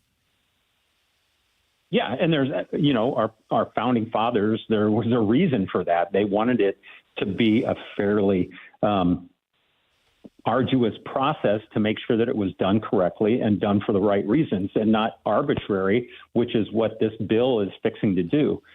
This bill would also make a current sitting sheriff ineligible to run for reelection. And you're talking about Garcia in Pacific? Yes, specifically. We're talking right now to Walla Walla County Sheriff Mark Kreider. He's also the president of the Washington State Sheriff's Association about Senate Bill 5974, which would fundamentally rewrite how we elect sheriffs and how sheriffs operate. It's not just about sheriffs, it's about law enforcement across the board, but the sheriff's offices here in the state would be the most impacted. It doesn't seem like your position and the position of your colleagues is moving the needle when it comes to how Democrats are talking about this. Do you get a different sense? Do you think that they're going to reject this? No, I think I think it sets a dangerous tone in the state of Washington. Given there's a lot of angst from the voters in the fact that they have like the $30 tabs that was overturned then by the legislature. Parents' Bill of Rights. No state income tax that was overturned. And I think what you're seeing, if you log on to the legislator's website and you look up 5974, overwhelmingly, almost 90% of the people that took the time to log in, and I can tell you I've been, watching at least law enforcement legislature for a while, there were over 14,000 people that expressed their opinion, and almost 90% of those were against this bill, but yet it is getting pushed through the legislature. So then what does that tell you about the process? Why even engage at this point if the fix is in and they're just going to ignore folks? Well, I think we have to be diligent in the fact that I haven't given up hope yet. I'm pretty cynical, but I haven't reached the point yet where I don't believe in the process. And there's, most law enforcement officials are geared towards the process. So we need to work through the process. I think that the legislature needs to listen to the will of the people. That's where they derive their power from, is from the people. They don't give the people power. And they need to listen to what they're saying. And the people are able to govern themselves, and they are the ones that should be electing their officials that govern them. Do you think the media, generally speaking, has covered this effectively or accurately? I haven't seen a ton of coverage on it. I haven't either, by the way. It doesn't seem like, I've seen some, to be clear, but they haven't really covered this at all. And meanwhile, on this show, we're talking about it, a couple times a week at least because of how important it is. And it just seems like no one else is all that interested. Now, some of that is because there's competing issues. It's a shortened legislative session, but it feels like that's what Democrats are taking advantage of. Well, and I believe this is the fourth year in a row that they have been pushing this legislation. Last year it was 1399. It was introduced in the House. The year before it was that. I think it's been going since 2021 was the first year that this was, it's been massaged year to year, but it's been introduced since 2021 and it's yet to pass. There's a reason it hasn't passed, because it is bad law, period. I shouldn't say that. It would be bad law. So what can someone who's listening right now who's upset actually do? I think, number one, they need to reach out to their specific legislators. And I think they also need to reach out to Senators Lubbock and Dingra, who are the people that introduced this legislation this year in the Senate, and voice their concern, and that they don't think this is, number one, it's not going to stand up to constitutional scrutiny. I think if it does pass, there'll be a lawsuit and we'll find that it's unconstitutional. There's a lot of provisions in here that kind of circumvent the whole election process. What's your take on John Lubbock? It seems like, given his law enforcement background, he would be more attuned to this, but instead he's using that as cover to give off the impression that this bill has support of law enforcement. And maybe outside of Patty Cole Tyndall, I'm not sure anyone who even supports it. I'm not even sure she supports it. Yeah, I haven't talked to Patty directly, but I'm sure she wouldn't. Patty, due to her background, when she was elected, she elected to do the right thing, and she went to the academy. She got certified. She's a certified peace officer in the state of Washington. So she did everything in here, and really, the mere fact that they put police chiefs in here is, in my opinion, is smoke and mirrors, because city councils and city managers set the requirements, and they can set whatever requirements they want for a candidate for police chief. So this bill really doesn't affect them in any way. Yeah. It seems so obvious what it is they're doing. I hope people take you up on your ask. It's a simple ask. Just reach out to your legislators. The reality is, if you're represented by a Republican, they are all opposed to this bill. It wouldn't hurt to go on the record, I suppose. But if you are represented by a Democrat, it is imperative that you speak up. Be civil, but make sure that they understand how serious you take this issue, and let them know that there will be political consequences. You will be doing what you can to make sure that they're defeated when they're up for re-election if they end up backing this. It seems, Sheriff, that this is going to pass. Again, I hope I'm wrong. But we will obviously, I hope you're wrong too. We'll be paying attention, and this is going to go in front of a judge. The problem is it'll go in front of a judge in Washington, and they don't always look at the law for guidance on how they rule. Mark Kreider, Sheriff of Walla Walla County. Sheriff, thank you so much for coming on. I really appreciate it. Thanks for having me. I'm glad to come on anytime and talk about this. Absolutely. You're listening to the Jason Rantz Show. When we come back, we're going to dive into some quick hits right here on Seattle Red, online at seattlered.com. When you walked through your kitchen this morning, what'd you see? Did it make you happy? Hi, I'm Chad Cicchini, owner of Heritage Homecraft. Well, I want to make you happy. We'll custom build you all new cabinet doors and drawer fronts, and using our exclusive 1/4-inch solid wood refacing process, transform your existing cabinets into a beautiful new kitchen. Add a custom quartz countertop, change things up a bit, add some more cabinets, install some cool new features like soft close drawers and sliding shelves, whatever you like. We'll help you to create the new kitchen you'll be proud of. All in about a week, and all with way less mess, hassle, time, and expense than to tear out. Stop waiting. For 18 years, we've been honored to serve thousands of happy customers, and we'd love to serve you. Call today and I'll get one of our pros to come out and show you how easy and comfortable it'll be to get going on your new kitchen. Heritage Homecraft, 425-485-1600, 425-485-1600, or heritagehomecraft.com. How about a simple New Year's resolution, one that even I was able to achieve? Reverse the clock on hair loss with Advanced Hair's simple one-day FUE treatment. You'll feel more confident and more youthful when you witness your own natural hair growing into those places that have been balding or thinning for years. I'm surprised and relieved every time I look in the mirror. You need to know what that feels like. From Advanced Hair's breakthrough technology to their highly experienced team, there is no one I would trust more than Advanced Hair Restoration. I experienced their exceptional standard of care firsthand. Your comfort and your results are the top priority of the entire Advanced Hair team. Celebrate this new year with a fuller head of hair and get a free consultation, $250 off, and 250 free hair grafts. Call 425-449-8185. That's 425-449-8185. Discover what meeting your resolutions could look like with the before and after pictures at advancedhair.com. Joe Fallon did something smart. He saved hundreds on auto insurance switching to Progressive. With that money, he commissioned a portrait of himself. Does Joe already know what he looks like? Yes. Do guests know what he looks like? Also yes. But not as art.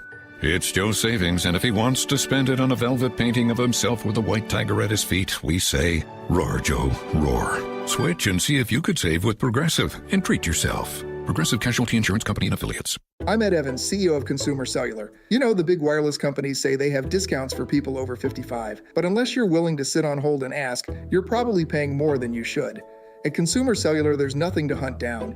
We're built for people 50 plus with plans starting at just $20. And our 100% US-based customer service actually answers the phone. Call 1-888-FREEDOM or visit consumercellular.com today and get your second month free for a limited time. Taxes, fees, and other third-party charges will apply. See website for additional details. The stock market was on fire in 2025 due to AI and tech stocks. Now is the time to set a strategy for 2026. It's a good opportunity to lock in those gains and invest into a stable platform. With $8 trillion in cash sitting on the sidelines, investors are either scared or unsure where to go.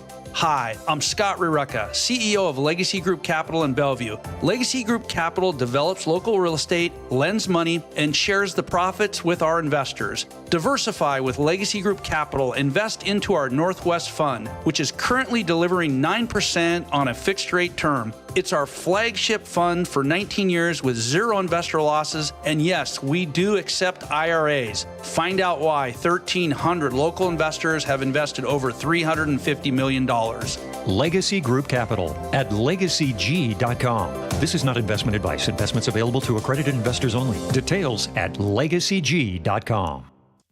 The Jason Rantz Show. Bring in Jason Rantz, Seattle Red 770 AM host, and also SeattleRed.com. Jason, great to have you with us. Jason, Seattle is just continually ground zero. Yeah, and this is really the Pacific Northwest is ground zero for all this nonsense. USA Today is mocking the far left.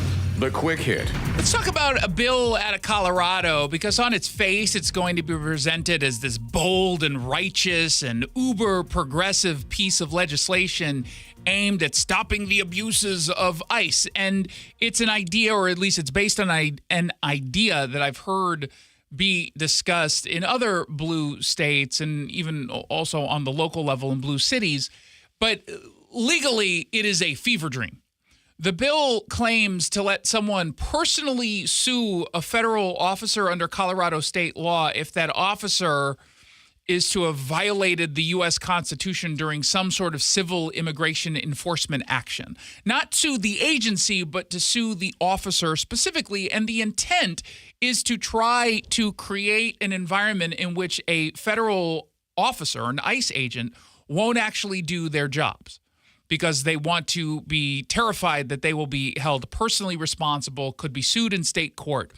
And the bill actually goes even further than that, because it explicitly says defenses like qualified immunity and sovereign immunity and even the supremacy clause immunity don't apply. Now, that raises the obvious question. Says who? What do you mean it just doesn't apply? You can't get rid of the supremacy clause via a state statute. And yet they are pretending that's exactly what they can do, because they think they'll be able to get this in front of a judge who will give them the thumbs up. But ultimately, of course, this is unconstitutional. And this is where progressives love to pretend that federalism works one way only, that states don't get to unilaterally rewrite the rules of federal power. They don't get to announce by statute that centuries of federal constitutional doctrine are now void because the legislature is feeling, spicy about ICE. That's not how this works. Now, under the supremacy clause, so this is a constitutional issue, federal law is supreme over state law. That's not optional. It's not a suggestion. It specifically exists to stop states from interfering with federal operations that they don't like. Immigration enforcement is one of the clearest examples of an area where the federal government has exclusive authority. In fact, it's the Democrats who say that all the time. They say at the local level, we do not enforce federal immigration, but now you're trying to get in the way of it. And that's where you're going too far. Now, federal officers don't have absolute immunity from everything. That's not how this works. But the rules governing when and how they can be sued are federal rules. Congress gets to decide that. Federal courts can interpret that, but states don't get a veto. There already is a mechanism to sue federal officers for constitutional violation. It's called the Bivens action. I looked this up earlier today. I spent a lot of time on this. And the convenient, or I guess inconvenient part for the activists who are writing this bill in Colorado is that the Supreme Court has been sharply limiting those claims for years. You can go back into 2022, so recently, a case called Egbert. And the court made it really clear that it's not interested in expanding personal liability to federal officers, especially in immigration and border enforcement contexts. And so the solution from Colorado is, okay, fine, we'll just invent our own cause of action, declare federal immunities non-existent, and dare the courts to stop us. But that's legal cosplay. It doesn't mean anything. States can't erase federal immunity doctrines, no more than they can repeal federal tax law or nullify federal drug statutes. They have to exist within that context. And so when you've got a state law directly conflicting with federal objectives, especially when it comes to immigration, courts routinely strike it down. The test is actually really, really, really simple, the legal test. Does the state law interfere with the execution of federal policy? And here the answer is very obviously yes. Thus, it is unconstitutional. If this law were allowed to stand, any state that's hostile to a particular federal mission could just open season on federal employees. Imagine for a moment, go to the deepest of deep red states, whatever state it comes to mind. Oklahoma. Just go with Oklahoma for a second. Specifically because they could target EPA agents, right? Couldn't they just say, we're now allowing for EPA staff members to be personally sued if they do something we just don't like? The same way we can do that in red states. You're saying they can do that in blue states targeting ICE? Suddenly, federal officers would need to lawyer up every single time they cross the state line to do their jobs. That's not tenable. It's not tenable or constitutional. And that's exactly the chaos the supremacy clause exists to prevent. Now, the people who support this stupid bill, I'm sure will argue state courts have historically heard cases involving federal officers. And that's true, but only when those officers act outside their lawful authority. And this bill doesn't actually require that. It assumes the power to override federal protections even when officers are acting within their duties. And again, that's the intent here, is if you come in and, let's say, by the way, you make a mistake and you accidentally, again, it's a mistake, arrest someone or detain someone who's an American citizen. You're protected, assuming it was a legitimate mistake and it was done in good faith and you did everything you can to ensure that that mistake didn't happen, but it just happened to occur for a variety of reasons. You have general immunity personally as a federal agent. This just assumes that that personal immunity never exists. And that's the fatal flaw in all of this. This bill is not about accountability. It's about deterrence. It's designed to scare federal officers and chill immigration enforcement, weaponize state courts against federal law enforcement. That's the goal here. And it's much easier for them to try to think this is a good idea when they come from a blue state, because they're not thinking about what would happen if a red state did exactly the same thing. And we don't want that to happen. I don't want that to happen in red states any more than I want it to happen in blue states. It's wrong. It creates chaos. The problem is that the states don't get to sabotage federal policy just because they don't like it. And that is the same reality for Republicans or red states. So yeah, this bill is completely dubious. Not politically, legally. Politically, I get what it is they're doing. I don't think it's going to work, but I understand what they're doing. The reality is legally, this invites a constitutional challenge immediately. And if history is any guide, a federal court's going to step in immediately and remind Colorado lawmakers of a very basic principle that states don't outrank the Constitution. You can pass a bill declaring gravity optional. That doesn't mean you get to float. That's not how this works. 1-800-465-8770 for your text messages. 1-800-465-8770. You're listening to The Jason Rantz Show. Check out SeattleRed.com for news and analysis without any of the left-wing spin. SeattleRed.com. Finally, conservatives in Seattle and the Pacific Northwest have a home dedicated to local news. Seattle, Portland. Conservative analysis and opinion. Minimum wage restrictions, they're hit hard. A new experience for Seattle's conservative movement. Tell your conservative friends about it. The all-new SeattleRed.com. You know, this is one of those topics that no one really wants to think about, but if you're a parent, a homeowner, married, or helping take care of aging parents, it's something that honestly deserves a little attention. I'm talking about estate planning. And before you tune out thinking it's complicated or expensive, that's actually why I want to mention Trust and Will. Trust and Will makes estate planning feel way less intimidating than it sounds. They offer modern, attorney-designed wills and trusts that you can create online. And the process is surprisingly straightforward. In fact, you can create a will in as little as 30 minutes. That includes things like guardianship for your kids or pets, how your assets are distributed, and even healthcare directives. Don't wait until it's too late. Protect your loved ones with Trust and Will, the most trusted name in online estate planning. Go to trustandwill.com/plan to get 20% off. That's trustandwill.com/plan for 20% off. trustandwill.com/PLAN. Thanks for calling CM Heating. Aren't you the company that gives away free furnaces? That's us. Buy a qualifying high-efficiency cooling system and the furnace is free. Wow. Yeah, and our home comfort advisors are tax credit and rebate specialists, so they'll handle the rebate for you. Go to CM Heating for better comfort, lower bills, and a free furnace you'll love for years. Get your free estimate for furnace replacement at cmheating.com. And remember, for furnaces, fireplaces, hot water, and total home comfort, including electrical, There's no beating CM Heating.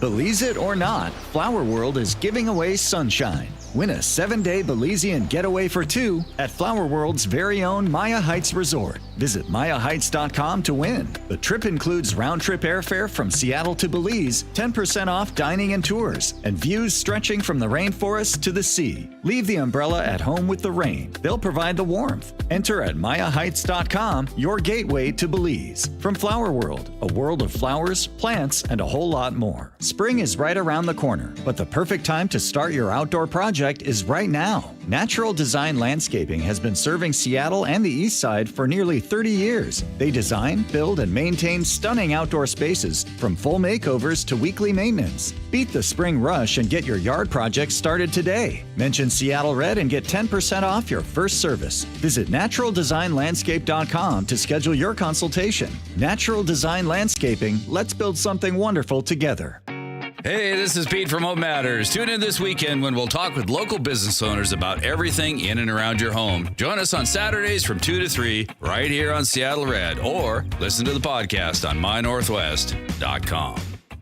Is it time to get your home sold? Nick Southard with Upgrade Realty here. Put my luxurious marketing to work for you and save thousands in fees for only 1% listing commission. Visit upgraderealty.com. Upgraderealty.com. File now with TurboTax on Intuit Credit Karma. They'll find every credit and deduction or your money back. File today the easy way in the Credit Karma app. Seattle Red on 770 KTTH Seattle, 97.3 KIRO FM, HD3 Tacoma Seattle, 94.5 K233 DT Eastlake, 33 BU Seattle.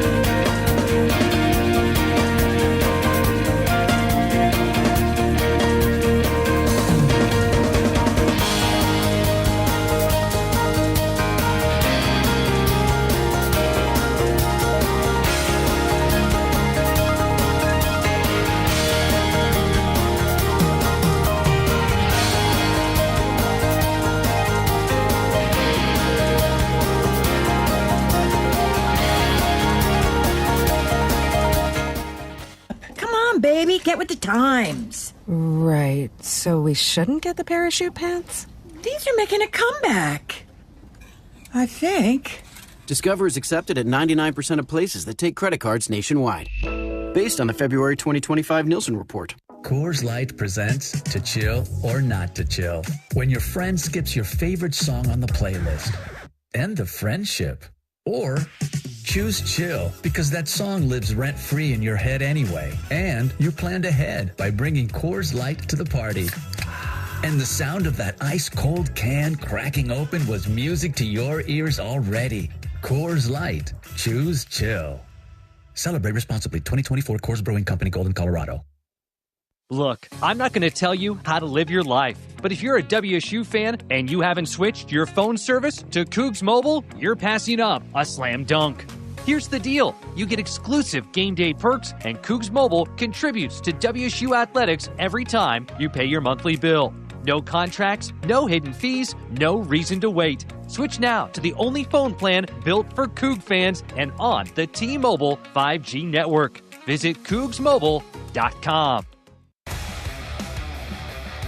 Back at Beasley Coliseum, Washington State, getting ready to take on the Seattle U Red Hawks. Chris King here courtside with Craig Elo. Got our engineer Jerry Kylo and Eggs. It's time now for our opposing team spotlight. Seattle U, it's been a really strong year, but they have been in a little bit of a lull as far as the grand scheme of their season. Yeah, 14-8 overall, but 3-6 in conference play. They started 11-3 on the year. It was Seattle U's best start since the 1966-1967 season. They have a quad one win. They went on the road and beat Stanford. They also beat UW, so they're just one of 3 teams in the WCC. This is good company when you're with Gonzaga and Santa Clara to have a quad one victory. But it seems like recently for Seattle U, their strengths are still their strengths. They're in the top 25 in the nation in blocks per game. They're 34th in the nation in scoring defense. It's hard to get buckets against the Seattle U squad, and they're good at forcing turnovers, which goes into a WSU weakness. But as of late, they've had a really hard time scoring. They really have, and I mean, when you look at their leading scorer, Braden Maldonado, small guy, but a really fiery guy. He's got really quick, explosive, and decisive moves, and he really hurt us. And I thought wasn't he a 94% free throw shooter? And he shot a lot of free throws against us. So we got to keep him off the line. We got to make him make jumpers and take some of his fire away from him. Maldonado, 11th in the nation with a 92% free throw percentage. There you go. He's 62 for 67 at the line, but of his 5 misses, 2 of them came against the Cougs. So let's see if that continues as a trend, him not putting up the eye-popping numbers. Yeah, I mean, broadcasting jinx is real. So, yes, we are definitely going to say that he's a 92. He was 94, but 92 is pretty darn good. So... And with that, Seattle U, they have lost 5 of their last 7. Now, some of that's playing the top of the conference, and anyone's going to have a hard time against Gonzaga and St. Mary's. And 2 of those 7 games coming against Gonzaga. But they also have losses to Portland and Oregon State, which are ones that they would like to have back. And really, a lot of it just comes down to their inability to score. They lost 56-54 their last time out, which was on Thursday. Braden Maldonado did his part. He scored 20 points. That's one player scoring 20 of Seattle U's 54 points. Yeah, and only 19 field goals made by the team in that, and 10 of them were threes. And the 3 is what hurt us, too, over there in Climate Pledge. So we're going to have to defend the 3-point line and make them go inside the arc. And can the Cougs knock down some more threes? Washington State made just 4 3-pointers in that first matchup against Seattle U. It's the rematch here on the Palouse tonight. Washington State hosting Seattle U. We'll take another timeout. When we return, Austin Samuels will have a scoreboard update. Then we'll hear from the head coach of the Cougs, David Riley. Now the starting lineups and tip-off. It's Washington State taking on the Seattle U Red Hawks. This is Washington State basketball on the Cougar Sports Network. RV buyers, it's a fact. Valley RV Supercenter is America's #1 volume Jayco store. And as their volume leader, Jayco keeps them supplied with all the models. Let's just say they have what you're looking for. Jayco Class A, B, and C motorhomes, fifth wheels, toy haulers, and travel trailers, including the best-selling trailer in the world since 2005, the Jayco J-Flight. And they all come with the best warranty in the industry. Go see them in Kent or visit ValleyRVSupercenter.com, where journeys begin. Hampton and Pullman is just a short drive from the Wazoo campus. they've got you covered for all your lodging and dining needs with the new addition of their on-site bar and restaurant, Crimson Bar and Bites. You will feel right at home with their spacious rooms, famous Hampton waffles, cozy outdoor patios, Cougar gift shop, and the friendliest staff in town. Visit HamptonByHilton.com to reserve a room for your next trip to the Palouse. Coug owned and Coug managed. It matters where you stay. Hampton and Pullman. Hilton for the stay. Cougs, to lead in the new Pac-12, we have to attack this together. Name, image, and likeness, NIL, is essential. It's how our programs recruit, retain, and elevate our student athletes who don the crimson and gray. And now, you can directly support WSU NIL through our Cougar Athletic Fund. A tax-deductible gift to our Sport Excellence Funds powers WSU's NIL efforts, all in one place. Visit WSUCougars.com and select NIL in the drop-down menu to learn more. Go Cougs! This winter, you don't need to know how to slalom, land a triple axel, or pull off a McTwist 1260, whatever that is, to get to the podium. The only physical feat required is getting off the couch for Northern Quest's $60,000 podium payout. Play daily with your Canvas Rewards card to enter. Plus, earn 4 times entries every Tuesday, and you could take home $25,000 on January 29th with absolutely no cardio. The podium payout. Only at Northern Quest. Time now to check scores from across college basketball. Brought to you by Coors Light. Choose chill. Proud partner of Cougar Athletics. Celebrate responsibly. Welcome back to the Coors Light Cougar Courtside Show. Washington State and Seattle U about to get it on at Beasley Coliseum here in Pullman. The Cougs looking to get back to 500 in West Coast Conference play with a win. Austin Samuels with you, your pregame for a scoreboard update. We start first with the Washington State women, who aren't in action tonight, but they've got a big road test tomorrow. They'll take on Santa Clara, who is tied for second right now in the WCC. Tip-off tomorrow night is at 6 p.m. Pacific time. Looking at the WCC slate tonight on the men's side of things, Tyler Johnson and his San Diego Toreros are squaring off with Pepperdine in Malibu tonight. Johnson leads the West Coast Conference in scoring during conference play, averaging over 20 points per contest. That game is live right now. Pepperdine has a narrow lead at home, 12-11 early, 14 minutes left in the first half. Pacific has won back-to-back games. They are currently tied for fourth in the WCC. They're at home tonight to battle with Portland, the Pilots, who is Washington State's next opponent. They'll square off with them on Saturday here in Pullman. That game between Pacific and Portland tips off tonight at 7 p.m. Pacific time. Oregon State and Loyola Marymount are both on losing skids right now, and they'll both look to get right tonight when they collide in Los Angeles. Tip-off there set for 7 p.m. Pacific time. The nightcap is a good one in the WCC tonight. San Francisco, who is tied for fourth, will match up with Santa Clara, the team tied with St. Mary's for second place right now, only behind Gonzaga in the WCC. That game will be played in Santa Clara. Tip-off is set for 8 p.m. Pacific time. We've alluded to the standings a little bit, but let's take a look at what the West Coast Conference standings look like right now coming into tonight. Gonzaga, the top of the mountain right now, still 9-0. They're riding a 14-game win streak. Not in action tonight. They'll play St. Mary's on Saturday. They're ranked 6th in the country. Santa Clara and St. Mary's both tied for second right now. Santa Clara does have the tiebreaker because of a head-to-head win over St. Mary's a couple of weeks ago. They are both 8-1.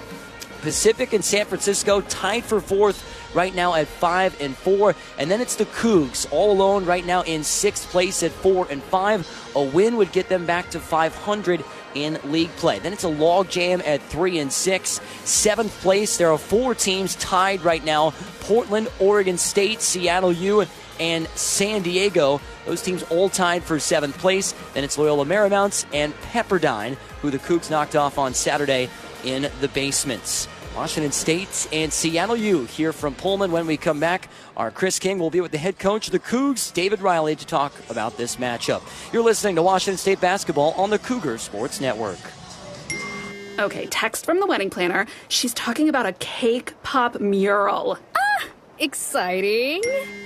Ooh, Ooh, it's $8,000. Oh. I don't know. We're trying to save for a house. Well, you only get married once. Or twice. 3 times tops. There's a lot of bad money advice out there. For knowledge you can trust, come to Gisa Credit Union. Whether it's saving for the wedding or everything that comes after, we can help get you where you want to be. Find a healthier approach to money at Gisa. Coors Light presents To Chill or Not to Chill. When your friend skips your favorite song on the playlist. End the friendship. Or choose chill because that song lives rent-free in your head anyway. And you planned ahead by bringing Coors Light to the party. And the sound of that ice-cold can cracking open was music to your ears already. Coors Light. Choose chill. Celebrate responsibly. 2024 Coors Brewing Company, Golden, Colorado. If we know anything about Cougs fans, it's that a win isn't all you're hungry for on game day. So Northern Quest has a full lineup of restaurants and lounges ready to face any appetite. Cheer on your Cougs with craft beer and cocktails in front of Epic's 10 by 30-foot screen. Grab a steak at Maslow's, a fine cigar at Legends of Fire, or tackle a burger at Fat Burger, before it tackles you. Full menus at northernquest.com. Go Cougs! A mission that matters. A place to grow. Schweitzer Engineering Laboratories is an internationally recognized designer and manufacturer of products that protect and control electric power systems worldwide. Employees are problem solvers, inventors, and doers. At SEL, you can support a mission that truly matters and create a career that maximizes your full potential. Apply to join the growing SEL team today at selinc.com/careers. Time to learn about the cold, hard facts for today's game with head coach David Riley. Presented by Coors Light. Choose chill. Proud partner of Cougar Athletics. Celebrate responsibly. Now, with David Riley, here's Chris King.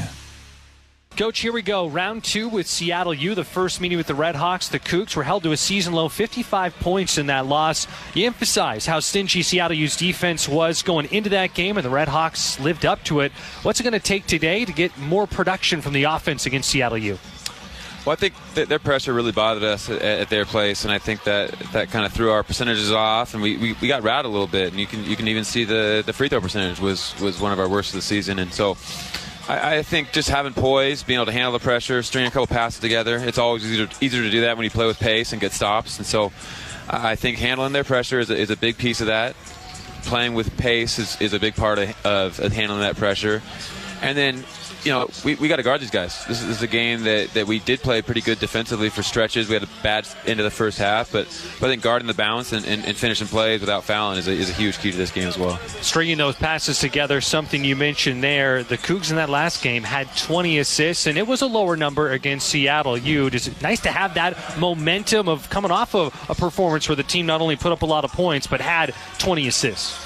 Yeah, it's kind of what we talked about this season with our team is that we've had stretches where we're really good offensively. We've had stretches and games where we're really good defensively. That Portland-Seattle U stretch on the road, we were pretty dang good defensively in both games, and I think that's something that we got to bottle back up and go get. But offensively, the last 2 games, we've been catching some more rhythm, and I think we just got to make sure that we're able to do that with the extra pressure that Seattle puts on us. For Seattle U coming into this game, they've lost 5 of their last 7. Now, some of that, they've played top teams in the conference. With that as well, their losses against Oregon State and Portland are probably games that they would like to have back. It seems like when they've struggled, they've been quieter offensively. What's it going to take to, again, keep them with a lower point total when it's all said and done here? Well, I think the big part of that is guarding the bounce. They break down into a lot of dribble drive stuff, and they do a great job playing off 2 and finding cutters. So I think we can guard their first actions, and we got to be able to guard the dribble drive. As far as the first actions, they just had a lot of wide pins, and they try to get their shooters open off those wide pin downs, and so we got to be able to fight through screens. What else haven't we touched on that you think is going to be especially crucial, and what is an important conference game here tonight for the Cougs? Yeah, I think us being consistent for 40 minutes is a big key for us. I thought we had a couple stretches defensively versus Pepperdine that were great. We had a pretty good offensive game for about 35 minutes versus them as well. Got a little careless down the stretch, but I think just finding ways to be consistent with the guard and the bounce, be consistent with handling their pressure and playing with pace, be consistent with rebounding the ball and finishing those plays on the offensive glass. So we got to have a 40-minute game to beat a good team like Seattle U. Appreciate the time as always. Best of luck here tonight. Go Cougs. Be a part of all the excitement at Beasley Coliseum this year. Come cheer on the Washington State Cougars men's and women's basketball teams as they host the likes of Gonzaga, St. Mary's, and Oregon State in conference play this season. Don't miss out on all the action. Grab your tickets to upcoming WSU basketball games today at WSUCougars.com/Tix. Again, that's WSUCougars.com/TIX. See you at Beasley Coliseum. Go Cougs! When putting in a tree or fence post, we all hate it when our shovel hits a big rock. But there are worse things to come across, like a natural gas or electric line. Nowadays, buried utilities are everywhere, some just below the surface. That's why it's the law to call 811 before you dig, to have your lines marked ahead of time. It's free for Avista residential customers. So call 811 2 business days before you dig. You need time to pick out that perfect shrub anyway. Avista, we just want you to be safe. Brown family honors the legacy of founder Andrew Brown's late grandfather, William Bittner Brown. Every decision made from farm to glass reflects their commitment to premium Northwest wine and spirits. Whether you're visiting one of Brown's tasting rooms or opening a bottle in your own home, Andrew and his wife, Courtney, welcome you to their extended family where good friends, good food and wine, and good times are always on the agenda. Stop by one of our tasting rooms, Spokane, Walla Walla, Seattle, Bellevue, Tacoma, or Portland, and get 20% off a glass this season when you mention WSU. Get game day ready at Rosars. Rosars is a proud sponsor of WSU Athletics and your headquarters for keeping snacks stocked up for game time. You'll find the largest craft beer selection, local and imported wines, and all the makings for your favorite cocktails. And while you're there, stock up on your favorite deli snacks, pizza, rotisserie chickens, and ribs. Don't just watch the game, experience it with your favorite game time foods. Get game day ready at Rosars. Courtside at Beasley Coliseum, Washington State hosting Seattle U right now. David Riley and Chris Victor saying hello to each other. The fifth-year head coach for Seattle U and the second-year head coach for WSU. They were previously assistants together at Eastern Washington, so they know each other well. And that's going to be a theme Saturday. The Cougs host Portland, 3 o'clock tip-off. It's a doubleheader. The women will play Gonzaga at 7, so excited to see everyone here at Beasley to cheer on both programs. And when the Cougs play Portland, that's going to be David Riley's former boss and Shantae Leggins who will be going up against. But, Eggs, as we get closer to tip-off here, it's worth noting this is the first conference opponent. The Cougs will be playing twice. This is the second time through the WCC this year. Yeah, so we go 4 and 5. It could have been easily flipped a few games in there if we would have just had the ability to correct ourselves. And you know, we did correct the ship against Pepperdine, and we're going in the right direction now. I think there's no question we could go 6 and 3. I mean, we still have Gonzaga up in Spokane, and we got St. Mary's coming in here. Both Gonzaga is going to be a tough one, but yeah, I mean, we can beat St. Mary's. I mean, we were close on the road to them, so I would just love to see us get off to a good start for the second half of the conference. By beating these Red Hawks. With 12 teams in the WCC this year, and it's an interesting transitional year for the WCC because WSU and Oregon State will be playing hoops in the new Pac-12 next year, as will Gonzaga. They welcome in Seattle U, and they'll be welcoming in more members as well next year, but it's a little more bloated than it would be. Because of that, it's not a traditional true round robin. There are 2 teams the Cougs have not seen yet in conference play. They'll play just once in the regular season. That's Santa Clara, and they've established themselves. And it seems like no worse than the third team in the conference, at least at this point in the season. They might be the second best team in the conference. There's a case to be made that them and St. Mary's, who's behind Gonzaga. Cougs will host the Broncos on February 7th. And then Pacific, you talk about a revenge game here tonight. Cougs went 0 for 2 last year against Pacific. They get one regular season crack against them. That's on February 18th. Looking forward to that one. Well, it's time for the national anthem here at Beasley, which means we'll take our final timeout. When we return, it's time for the starting lineups and tip-off. Washington State hosting Seattle U. This is Washington State basketball on the Cougar Sports Network. Hi, this is Cade Bice. co-owner of Allegra Image 360 on Main Street in Moscow, the one-stop shop for your printing, signage, and marketing needs. After all the nasty winter weather, are your signs looking a little worse for the wear? We can design and install vinyl lettering, standalone signs, banners, graphics, and more. Stop by our Moscow office and see how our talented team at Allegra can help your business look its best for the spring sunshine.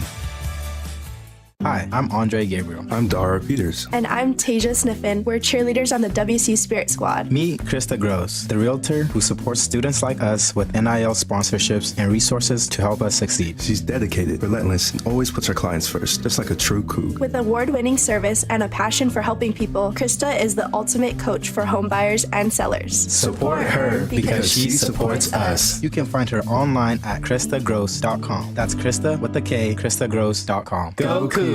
For nearly 100 years, Adams Tractor has helped the Northwest knock out to-do list one tough job at a time. As your local Kubota dealer in Spokane and Lewiston, we're proud to back Washington State athletics with the same grit we bring to every yard, field, and job site. From mowing to digging to plowing, Kubota delivers, and so do we.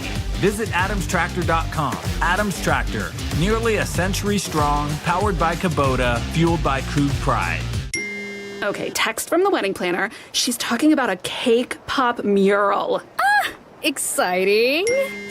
Ooh, it's $8,000. Oh. I don't know, we're trying to save for a house. Well, you only get married once. Or twice. 3 times tops. There's a lot of bad money advice out there. For knowledge you can trust, come to Gisa Credit Union. Whether it's saving for the wedding or everything that comes after, we can help get you where you want to be. Find a healthier approach to money at Gisa.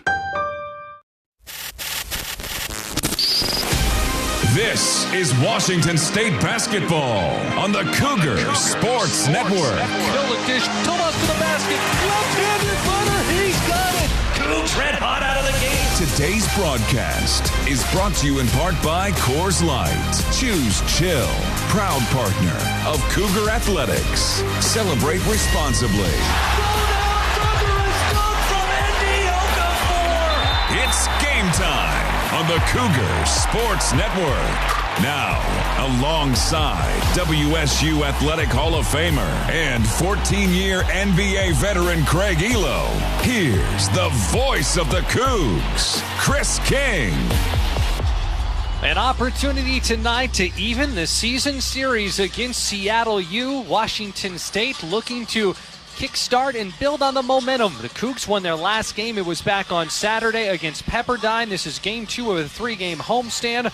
Washington State really trying to make some hay here, going 4-5 conference play the first time through. This is the beginning of the second half of WCC play for the Cougs. Taking a look at the starting lineups for tonight's game. First for Seattle U, the Redhawks coached by Chris Victor in his 5th year leading the program over there in Seattle. The backcourt, it's a talented one. Malik Arrington joined by Braden Maldonado. Maldonado, the senior, averaging 15 points per game. He led the Redhawks in scoring the first time these two teams met when Seattle U beat WSU 69-55 at Climate Pledge Arena in Seattle on December 30th. Then it is Jun Suk Yo, and no stranger to the West Coast Conference. He was at Gonzaga the last 2 years. Here he is in his first season with Seattle U. He's averaging 11 points per game. Will Heimbrot, he is quite the rim protector, 7th in the nation when it comes to blocks per game. The redshirt sophomore averaging 12 points, 5 rebounds per game, 2.6 blocks per contest. And then the 7-footer, sophomore center Austin Maurer, averaging 7 points per game. For the Cougs, the starting 5 for David Riley, second-year coach for Washington State. In the backcourt, it is Jerome Morton, joined by Ace Glass. Glass just named this week for the 3rd time this season, the WCC Freshman of the Week. Glass is the 16th leading freshman scorer in the nation. He's 4th in the WCC in points per game, averaging 12 per contest. Reeve Avers, he had to miss 2 games against Gonzaga and then against San Francisco, out with concussion, but has come back those 2 games since. He has scored 16 in each of the last 2. He's a big factor for Washington State. Emily Yalaho averaging 10 points per game, the junior forward from Finland. And rounding out the starting 5, ND Okafor. ND had his only career double-double eggs in the first matchup with Seattle U. Yeah, and I mean, he should be able to do that every night for the Cougs. And, I mean, his scoring, I would expect him to get 10 rebounds every game. His scoring has improved, and you know what? he's a good free throw shooter now. So he's not afraid to go to the line anymore. Our officials for tonight's game, referee Greg Nixon, Darren George, and Jason Garrettson. Seattle U in their road black uniforms, black bottoms, black tops. Seattle, small font, red cursive script on the front. The E goes down with an underline in front of Seattle. The numbers in white with the red outline. Cougs in their home white uniforms, white shorts, white tops. Cougars in crimson block lettering on the front. The numbers in crimson and the gray outline of both the numbers and the letters. An opportunity to even the season series. Cougs could move to 500 in conference play. Seattle U had their best start since the 1966-1967 season. This is a team that's lost 5 of their last 7. Here's the opening tip. It is swatted back by Seattle U's Austin Maurer, collected by the Red Hawks. We are off and going here at Beasley, Washington State, hosting Seattle U. Bounce pass to the foul line. Maldonado down low, up and under, finds Maurer, makes the lay-in. Seattle U executes and jumps out to the early 2-0 lead. Yeah, we were chasing Maldonado behind the screen. Morton was a little late. ND came over to help, and it was his man that got the bounce pass. Cougs looking down low for Okafor, attempting to get the entry pass, and he's fouled from behind. Way too much contact from Austin Maurer, so Maurer picks up the early foul. 28 seconds into the action, Cougs trail 2-0 to Seattle U. Jerome Morton will inbound it from the baseline. Morton peeking under the hoop. Who will get open for him? Short pass goes to the left block to Yalaho. Begins to dribble, double team. In between the double team, finds Okafor, throws it down with 2 hands. The dunk from ND, and it's tied up at 2 apiece. Yeah, we get the ball to EY. He gets double teamed. He steps through, and he finds ND because his man was coming to help. Washington State in the first matchup with Seattle U had just 5 assists the entire game. Here we are, not even a minute into the contest. Cougs have 1. Maldonado finds Arrington. Arrington, less of an offensive threat. Very good at steals and excellent assist-to-turnover ratio. Maldonado, pump fake on the left wing 3. Puts it on the hardwood, then launches it. It is no good. Cougs clean up on the glass. It's Favors who comes away with the miss. Rifles it to Morton. Back over to Favors between the circles. Cougs working around the perimeter. Ace glass off the Andy Okafor screen. Dangerous pass trying to lead ND, and it is out of his reach. Bounces towards Butch. Out of bounds on the baseline. A turnover for the Cougs. Yeah, the right idea. It was just a little mustard on the bounce pass, and I think ND saw the rotation coming over, so he kind of slowed his gait. Washington State and Seattle U in a 2-2 tie. Malik Arrington, the Washington native from Auburn, gets into the paint, kick out, corner 3. Maurer takes it, the 7-footer misses it, and Reeve Avers, who's been doing a nice job on the glass, comes down with the rebound for Washington State. Morton wiggles 3. High rainbow pass in the low post to Okafor. Stutter step up, right-handed hook shot. He's got it. Eggs, that's just what you were talking about on the keys to the game. Feeding ND, and it gives the Cougs the 4-2 lead. Yeah, I think when he gets the ball early in the contest and he's got it going with 2 baskets already, he's a big threat for us. His only career double-double came against Seattle U. Arrington tries the floater with the right hand from the left side. He's fouled, and he will go to the line. So Arrington, second in the WCC in steals per game. He's in the top 50 in the nation in assist-to-turnover ratio, but he shoots just 30% from the floor, averaging 4 points per game. He's a 70% foul shooter. He's definitely a facilitator out there more than he is a scorer. Won a 3A state title with Auburn High School. Here's his first. He swishes it, and the Red Hawks pull within 1. Washington State 4, Seattle U 3. 2 minutes and 2 seconds into the contest here at Beasley. Let's see if he'll make it 3 straight years on different conferences, all conference defensive teams. Next foul shot is good. He was You want that on your resume? It's interesting. All defensive team in the Big Sky when he was at Idaho State. Then last year in the WAC at Seattle U, and he could do it this year. Seattle U, their first year back in the West Coast Conference. Dangerous pass. It's Morton. It's taken away by Arrington, and there's contact. Lead to a foul on ND Okafor. That's tough because you don't want Okafor to get in foul trouble, and Arrington such a thorn in the side defensively. So for the Cougs, already with 2 turnovers, and some of those turnovers, the creativity is going to lead to some turnovers, but you don't want the sloppy ones like that was. No, I mean, that was just spacing between the post and the wing. There was just no spacing, and Arrington's got, quick hands, so you can't throw it by him, above him. Maldonado begins to drive, step back, won't take the long two for the baseline. Finds Maurer from the WCC logo, steps up, his running lane, no good. ND with the rebound for the Cougs. Washington State, the last time they played Seattle U, had the most rebounds in the game since 1997. Catch and shoot, Vavers three. Reeves got it from the far corner. First triple of the night, and it's Reeve Vavers who delivers. Washington State breaks the tie. Cougs up 7-4. And when Ace is running the break for the Cougs, he can penetrate, and then that's going to draw the defense, and you can kick it out to shooters. Back-to-back 16-point games for Reeve Vavers, and there'll be a hand check foul on Jerome Moore, and that will be team foul number 3 already on Washington State. And here we go, Eggs. It has been almost 3 minutes since Seattle U has made a field goal. That's been their weakness lately. They have lost 5 of their last 7, and they just have not been able to score with the consistency that they would like. Inbounds pass to Maurer.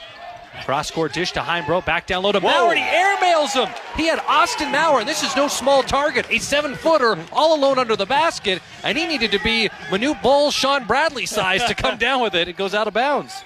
Yeah, you think a 7-footer should be able to catch that, but he was able to get that pass because ND was doubling Maldonado coming off of the screen. Some full court pressure from Seattle U. Cougs get it across the timeline. Quick strike three. It's Favors again. This time from the left wing.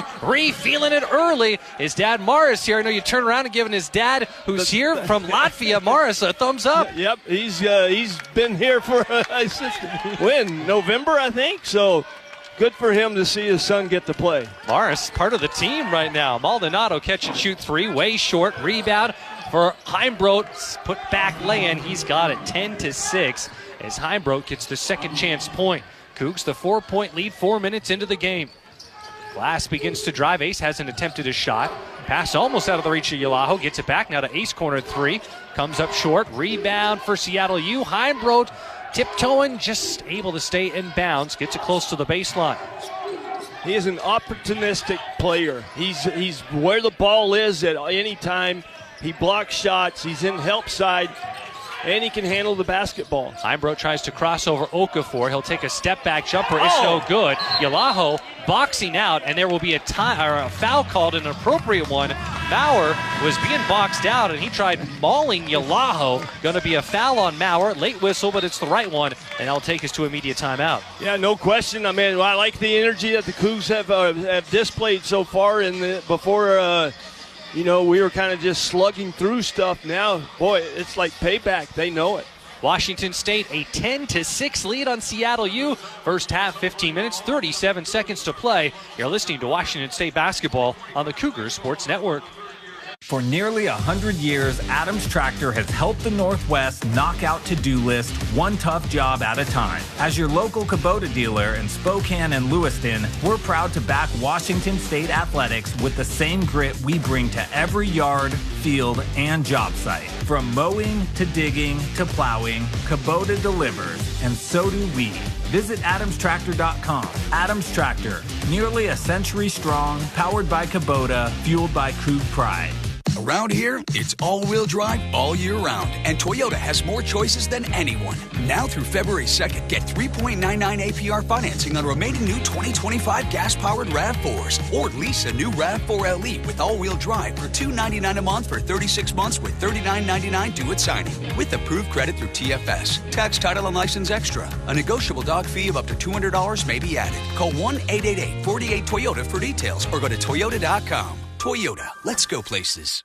Your audio home for all things Cougar Athletics is the Washington State Cougar Podcast Channel. Just search for Washington State Cougars on your favorite podcast platform to follow and subscribe to the official podcast home of the Cougs. Hear our original WSU Athletics podcast, plus replays from the Cougar Sports Network, including football pregame and postgame show coverage, full football game broadcast, and coaches shows. Find it all by searching for Washington State Cougars on your favorite podcast platform to start listening today. Game is sponsored by Cougs First. Are you ready to support your fellow Cougs? Cougs First is your go-to business network for WSU alumni and friends. If you're looking for product services or new hires, think Cougs First. Join the network, discover upcoming events, and support Coug-owned businesses today at cougsfirst.org. Well, Zane Saggio back in the Cougar Sports Network studios. Chris King here with Craig Elo. Our engineer, Jerry Kyla. Washington State up 10-6 on Seattle U. Simon Hildebrand checks into the game. Cougs with the ball coming out of the media timeout. 4.5 minutes into the contest here in Pullman. Emily Yalaho puts it on the floor, far corner, picked up by the smaller Maldonado. Begins to post up. Now double team, trying to find the open man. Dangerous pass taken away. It's Arrington who steps in front of it. Already the second steal for him of the night. Yeah, he was looking at EY's eyes the whole time, knowing that he was trying to get the ball to Adria. Heimbrodt muscles his way to the basket, misses the shot, gets his own miss. Here's a third chance for Seattle U. It's a putback. Huron Dan makes it, and he's fouled. Well, the Cougs dominated on the glass in the first meeting here. This is going to be another second chance point already for Seattle U. They pull within 2, a chance to make it a 1-point play as Dan heads to the line. So, yeah, this opportunity to make a 3-point play here all stems about on the turnover down on the other end. If we just take care of the basketball, they are shooting horrendously right now. 60% foul shooter Huron Dan, who is one of 7 players from China on a Division I roster this season, makes it. And the Cougs had a 6-point lead that has now been cut down to only 1-point advantage. Full court pressure, and Andre Rodriguez needs somewhere to go. He calls a timeout. David Riley clearly frustrated there, having to burn a timeout this early. 15 minutes, 3 seconds to play in the first half. Well, reminder, Cougar Nation, each time you bring your Toyota vehicle to be serviced at a local and participating Toyota dealership, you can receive a premium Washington State giveaway item as a member of the Toyota Rewards program. To join the program, visit wsucougars.com/Toyota Rewards. Cougs up 10-9. Hot start. Cougs have been able to feed ND Okafor, get a couple of threes from Reeve Avers, but that issue that's been consistently hurting Washington State throughout the year, turnovers. 3 turnovers here, so points off of turnovers and second chance points. That's what puts Seattle U only down by 1. Yeah, man. If we give them the opportunity to be in this basketball game, it's their extra effort that's going to get them in there. But when you got them pressing and they're playing in front of you, the side guys have got to just hold their ground and then break up and get the basketball. Rodriguez going to get into Jerome Morton, but an offensive foul going to be called on Morton on a push-off. So the Cougs dealing with that full court pressure. Maldonado, and I think David Riley's argument would be that he flopped, but the officials not seeing it that way. Leads to an offensive foul. Now the Redhawks will have a chance to take their first lead of the night. So not only are they fronting our 2 front guys, just throw the ball like a football player over the back shoulder. Emmanuel Ugbo comes into the game. Ugbo, Rodriguez, Glass, Hildebrand, and Favors. The 5 Cougs out on the floor. John Christophilis will see his first action for Seattle U. Driving, it's Junsuk Yo. Out over to Arrington, will take and make a 3-pointer. Arrington just his 10th made 3 of the season. And this run for Seattle U continues. 8-0 stretch for the Redhawks as the Cougs face their first deficit, down 12-10. Under the basket, Glass, extra dish. Now we're to Favors' left wing. Trying to find Ugbo. He does. Ugbo drives baseline, picks up his dribble, cross-court pass to Rodriguez, leaves his feet to haul it in.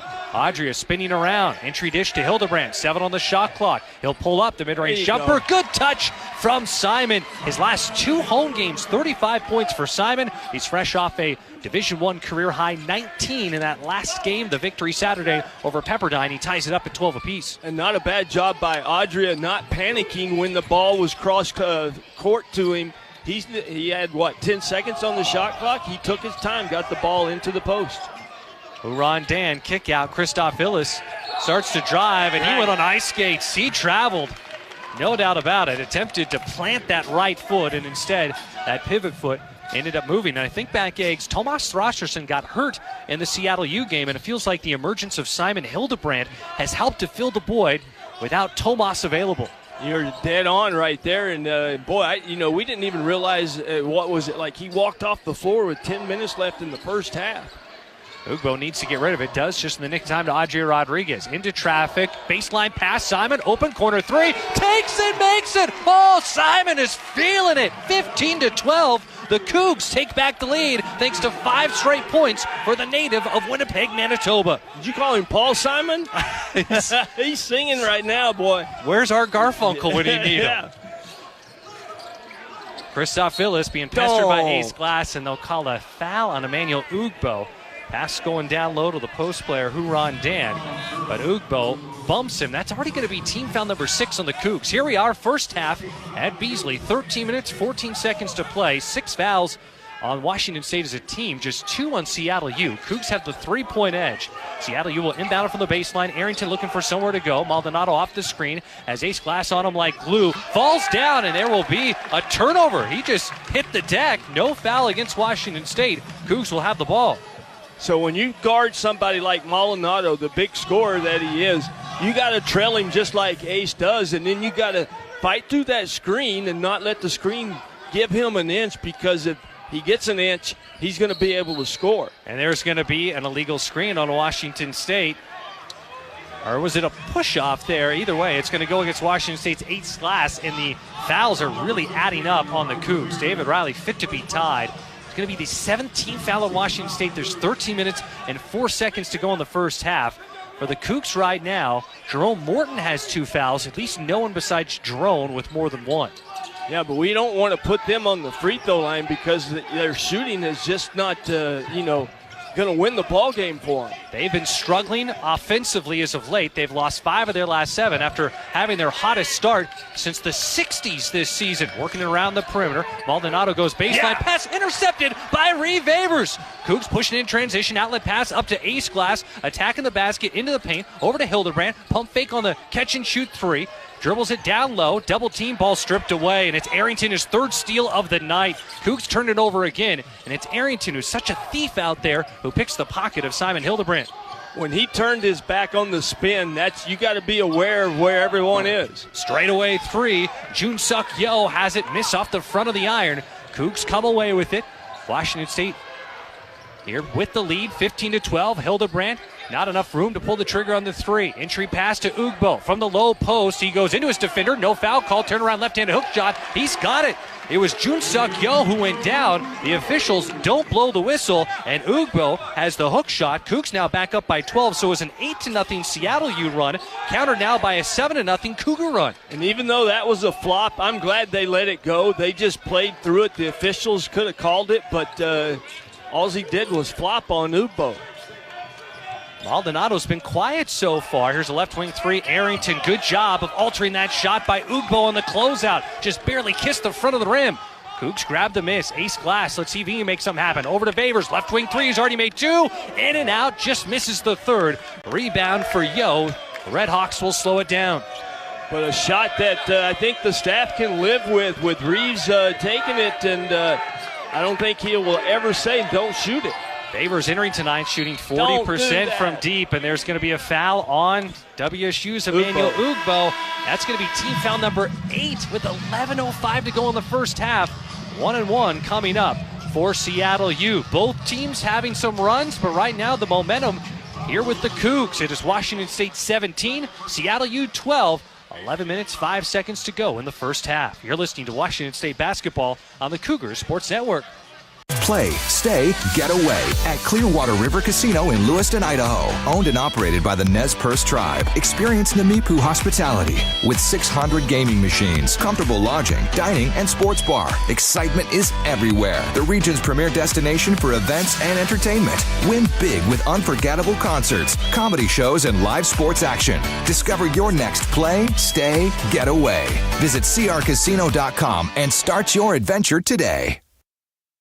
Hi, I'm Andre Gabriel. I'm Dara Peters. And I'm Tasia Sniffen. We're cheerleaders on the WC Spirit Squad. Meet Krista Gross, the realtor who supports students like us with NIL sponsorships and resources to help us succeed. She's dedicated, relentless, and always puts her clients first, just like a true Coug. With award-winning service and a passion for helping people, Krista is the ultimate coach for home buyers and sellers. Support her because she supports us. You can find her online at KristaGross.com. That's Krista with the K, KristaGross.com. Go Cougs! On game day, Pullman heads to the Lumberyard Food Hall. Enjoy burgers and drinks from Timber, island favorites from Island Grill, and bold Colombian flavors from Mi Rinconcito Colombiano. And when the sun goes down, dancing every Friday and Saturday night, 18 and older after 10 p.m. There's something for everyone at the Lumberyard Food Hall in downtown Pullman.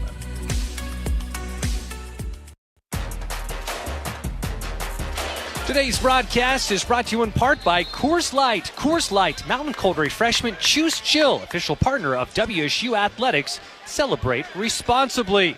Back courtside here at Beasley Coliseum. Chris King next to Craig Elo. Our engineer Jerry Kylo. Eggs Cougs up 17-12 with 11:05 to play in the first half. What do you have? What are you most pleased with to this point by the Washington State performance? Oh, I'm pleased with our shooting percentage, but if you go further to the right on the stat sheet, I mean, we haven't seen this one in a really long time, probably last 3 or 4 games. 4 assists, 6 turnovers. I mean, we've been ahead in the assist over the turnovers.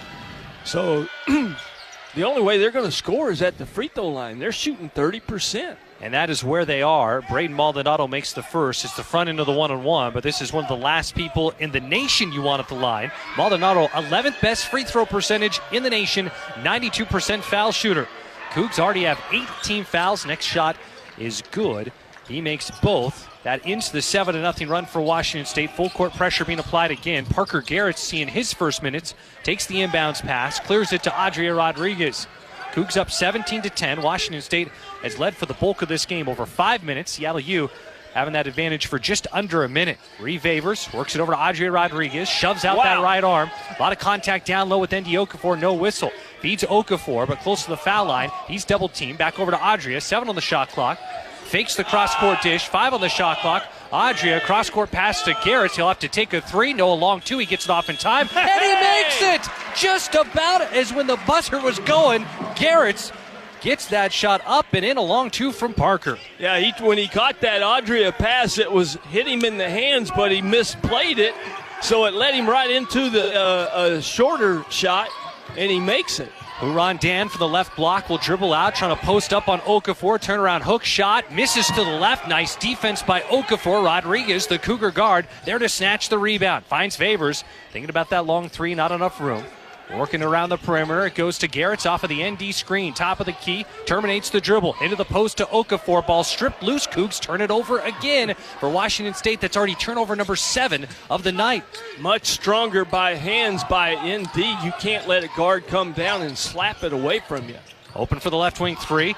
Heimbrodt drives instead over to Dan, and the shot is cleanly blocked. It's Favors who's able to knock that ball away. It will go out of bounds on Favors. Seattle U will keep it. 16 on the shot clock. We'll see the first minutes of the night for Miles Amos and Brock Felder, 2 guys off the bench for Seattle U. Huron Dan will go over and get a breather.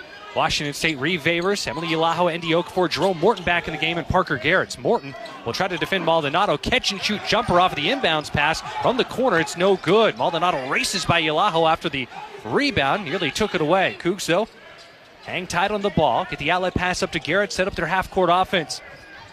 Okafor begins to drive from the far corner. Hands it off over to Parker Garrett. Parker around the perimeter to Okafor. Now to Favors. He'll take a deep contested 3, and he splashes it home. Already the third 3 of the night for Reeve Favors. The Cougs on a 12-2 run. They have their largest lead of the game, up 22-14 on the Redhawks. And you can credit EY for that. He had a smaller guy on him, but he kept working him up the paint. Here's JoJo Murphy. He misses on the 8-footer. Cougs grab the miss. Jerome Morton back in the game. 2 turnovers, 2 fouls for Jerome. Favors calls for it. Not enough room to take the 3s. Had the hot hand. His defender falls down, and it will be a blocking foul on Braden Maldonado. That would have been really bad news for Washington State, because before that whistle was blown, 6 more fouls called against the Cougs than Seattle U. With just under 9 minutes to play in the first half, 18 fouls on Washington State. That's just the 3rd on the Redhawks. Yeah, I mean, we can't be that much more aggressive than the Redhawks. They're flying everywhere. Cougs inbound pass goes to Yalaho. Fights his way into the lane. Kick out. Favors open for 3 again. No good. Trying to get the miss. Knocked out of bounds off of Emily Yalaho. Seattle U will get it. Right now, the top scorer in this game is Reeve Favors. He's got 9 points, all on 3-pointers, but he has 3 rebounds as well. 9 boards for the Cougs. Didn't JoJo do something to us in Seattle? JoJo Murphy, 8 points, was 2 of 2 from beyond the arc and had 3 steals. Yeah. Outstanding player at Chico State, transferring. It's his first year at the Division I level. Parker Garrett's active on defense, steps in front of a pass intended for Miles Amos and swipes it out of bounds, far sideline. Seattle U will keep the ball. Cougs in this game shooting 75%. Seattle U shooting just 24%. And that has been the weakness lately for the Seattle U team. Here's a quick steal for Washington State. It's Morton with the takeaway. Yalaho top of the key over to Okafor. Now the flip to Morton. Morton begins to drive, double team, pestered far corner, and he gets knocked to the hardwood. Will it be a foul call? It will. Team foul number 4 on Seattle U, and I think that was David Riley, but we heard someone from the Cougar bench shout out thank you after that whistle was blown. Yeah, I mean, the Redhawks, I don't know why they had to foul Morton. He was in the dead man's corner right there. All you had to do was just play with your hands up. But, yeah, they got aggressive and pushed him out of bounds. From the baseline, short inbounds pass to Yalaho. Has it left block, guarded by Heimbrot. Up with the left hand. Off the window. He shoves it in. What a shot by Emily Yalaho. And that leads to Seattle U taking a timeout. Chris Victor calls a timeout. Cougs take the double-digit lead. It's a 14-2 Washington State run, putting the Cougs on top of the Redhawks 24-14, 8:06 to go first half. I'm telling you, payback is very rewarding. So, yes, we need to take it to these guys. We'll take a break. More after this. You're listening to Washington State basketball on the Cougar Sports Network. Boost Collaborative is a proud sponsor of Cougar Athletics and is a proud supporter of people with disabilities on the Palouse. For over 50 years, Boost Collaborative has been there to help families and their toddlers meet developmental milestones. For youth and adults with disabilities, Boost provides job placement, on-the-job training, and follow-along support. Now you can play a part in Boost's success through your donations and purchases at Palouse Treasures Thrift Store in Pullman. Boost Collaborative, empowering people with disabilities on the Palouse. Go Cougs! Download the WSU Cougars mobile app today, which features the latest news. Plus, it's your way to stream all of our Cougar Sports Network radio broadcasts. Listen to Cougar football, volleyball, men's and women's basketball, baseball game broadcast, plus coaches shows, all for free with WSU Cougars Game Day app. Take our broadcast with you wherever you go. Available now by searching WSU Cougars Game Day in the Apple App Store or Google Play. If you use natural gas, you recognize its blue flame. But natural gas is actually invisible and odorless. That's why Avista adds a rotten egg scent in case there's ever a leak. If you smell natural gas at home, get outside fast. Don't flip switches or do anything to cause a spark. Go somewhere safe. Call 911. Then Avista. We'll take care of the problem and tell you when it's okay to return. Till then, it's a good excuse to visit the neighbors. Avista. We just want you to be safe.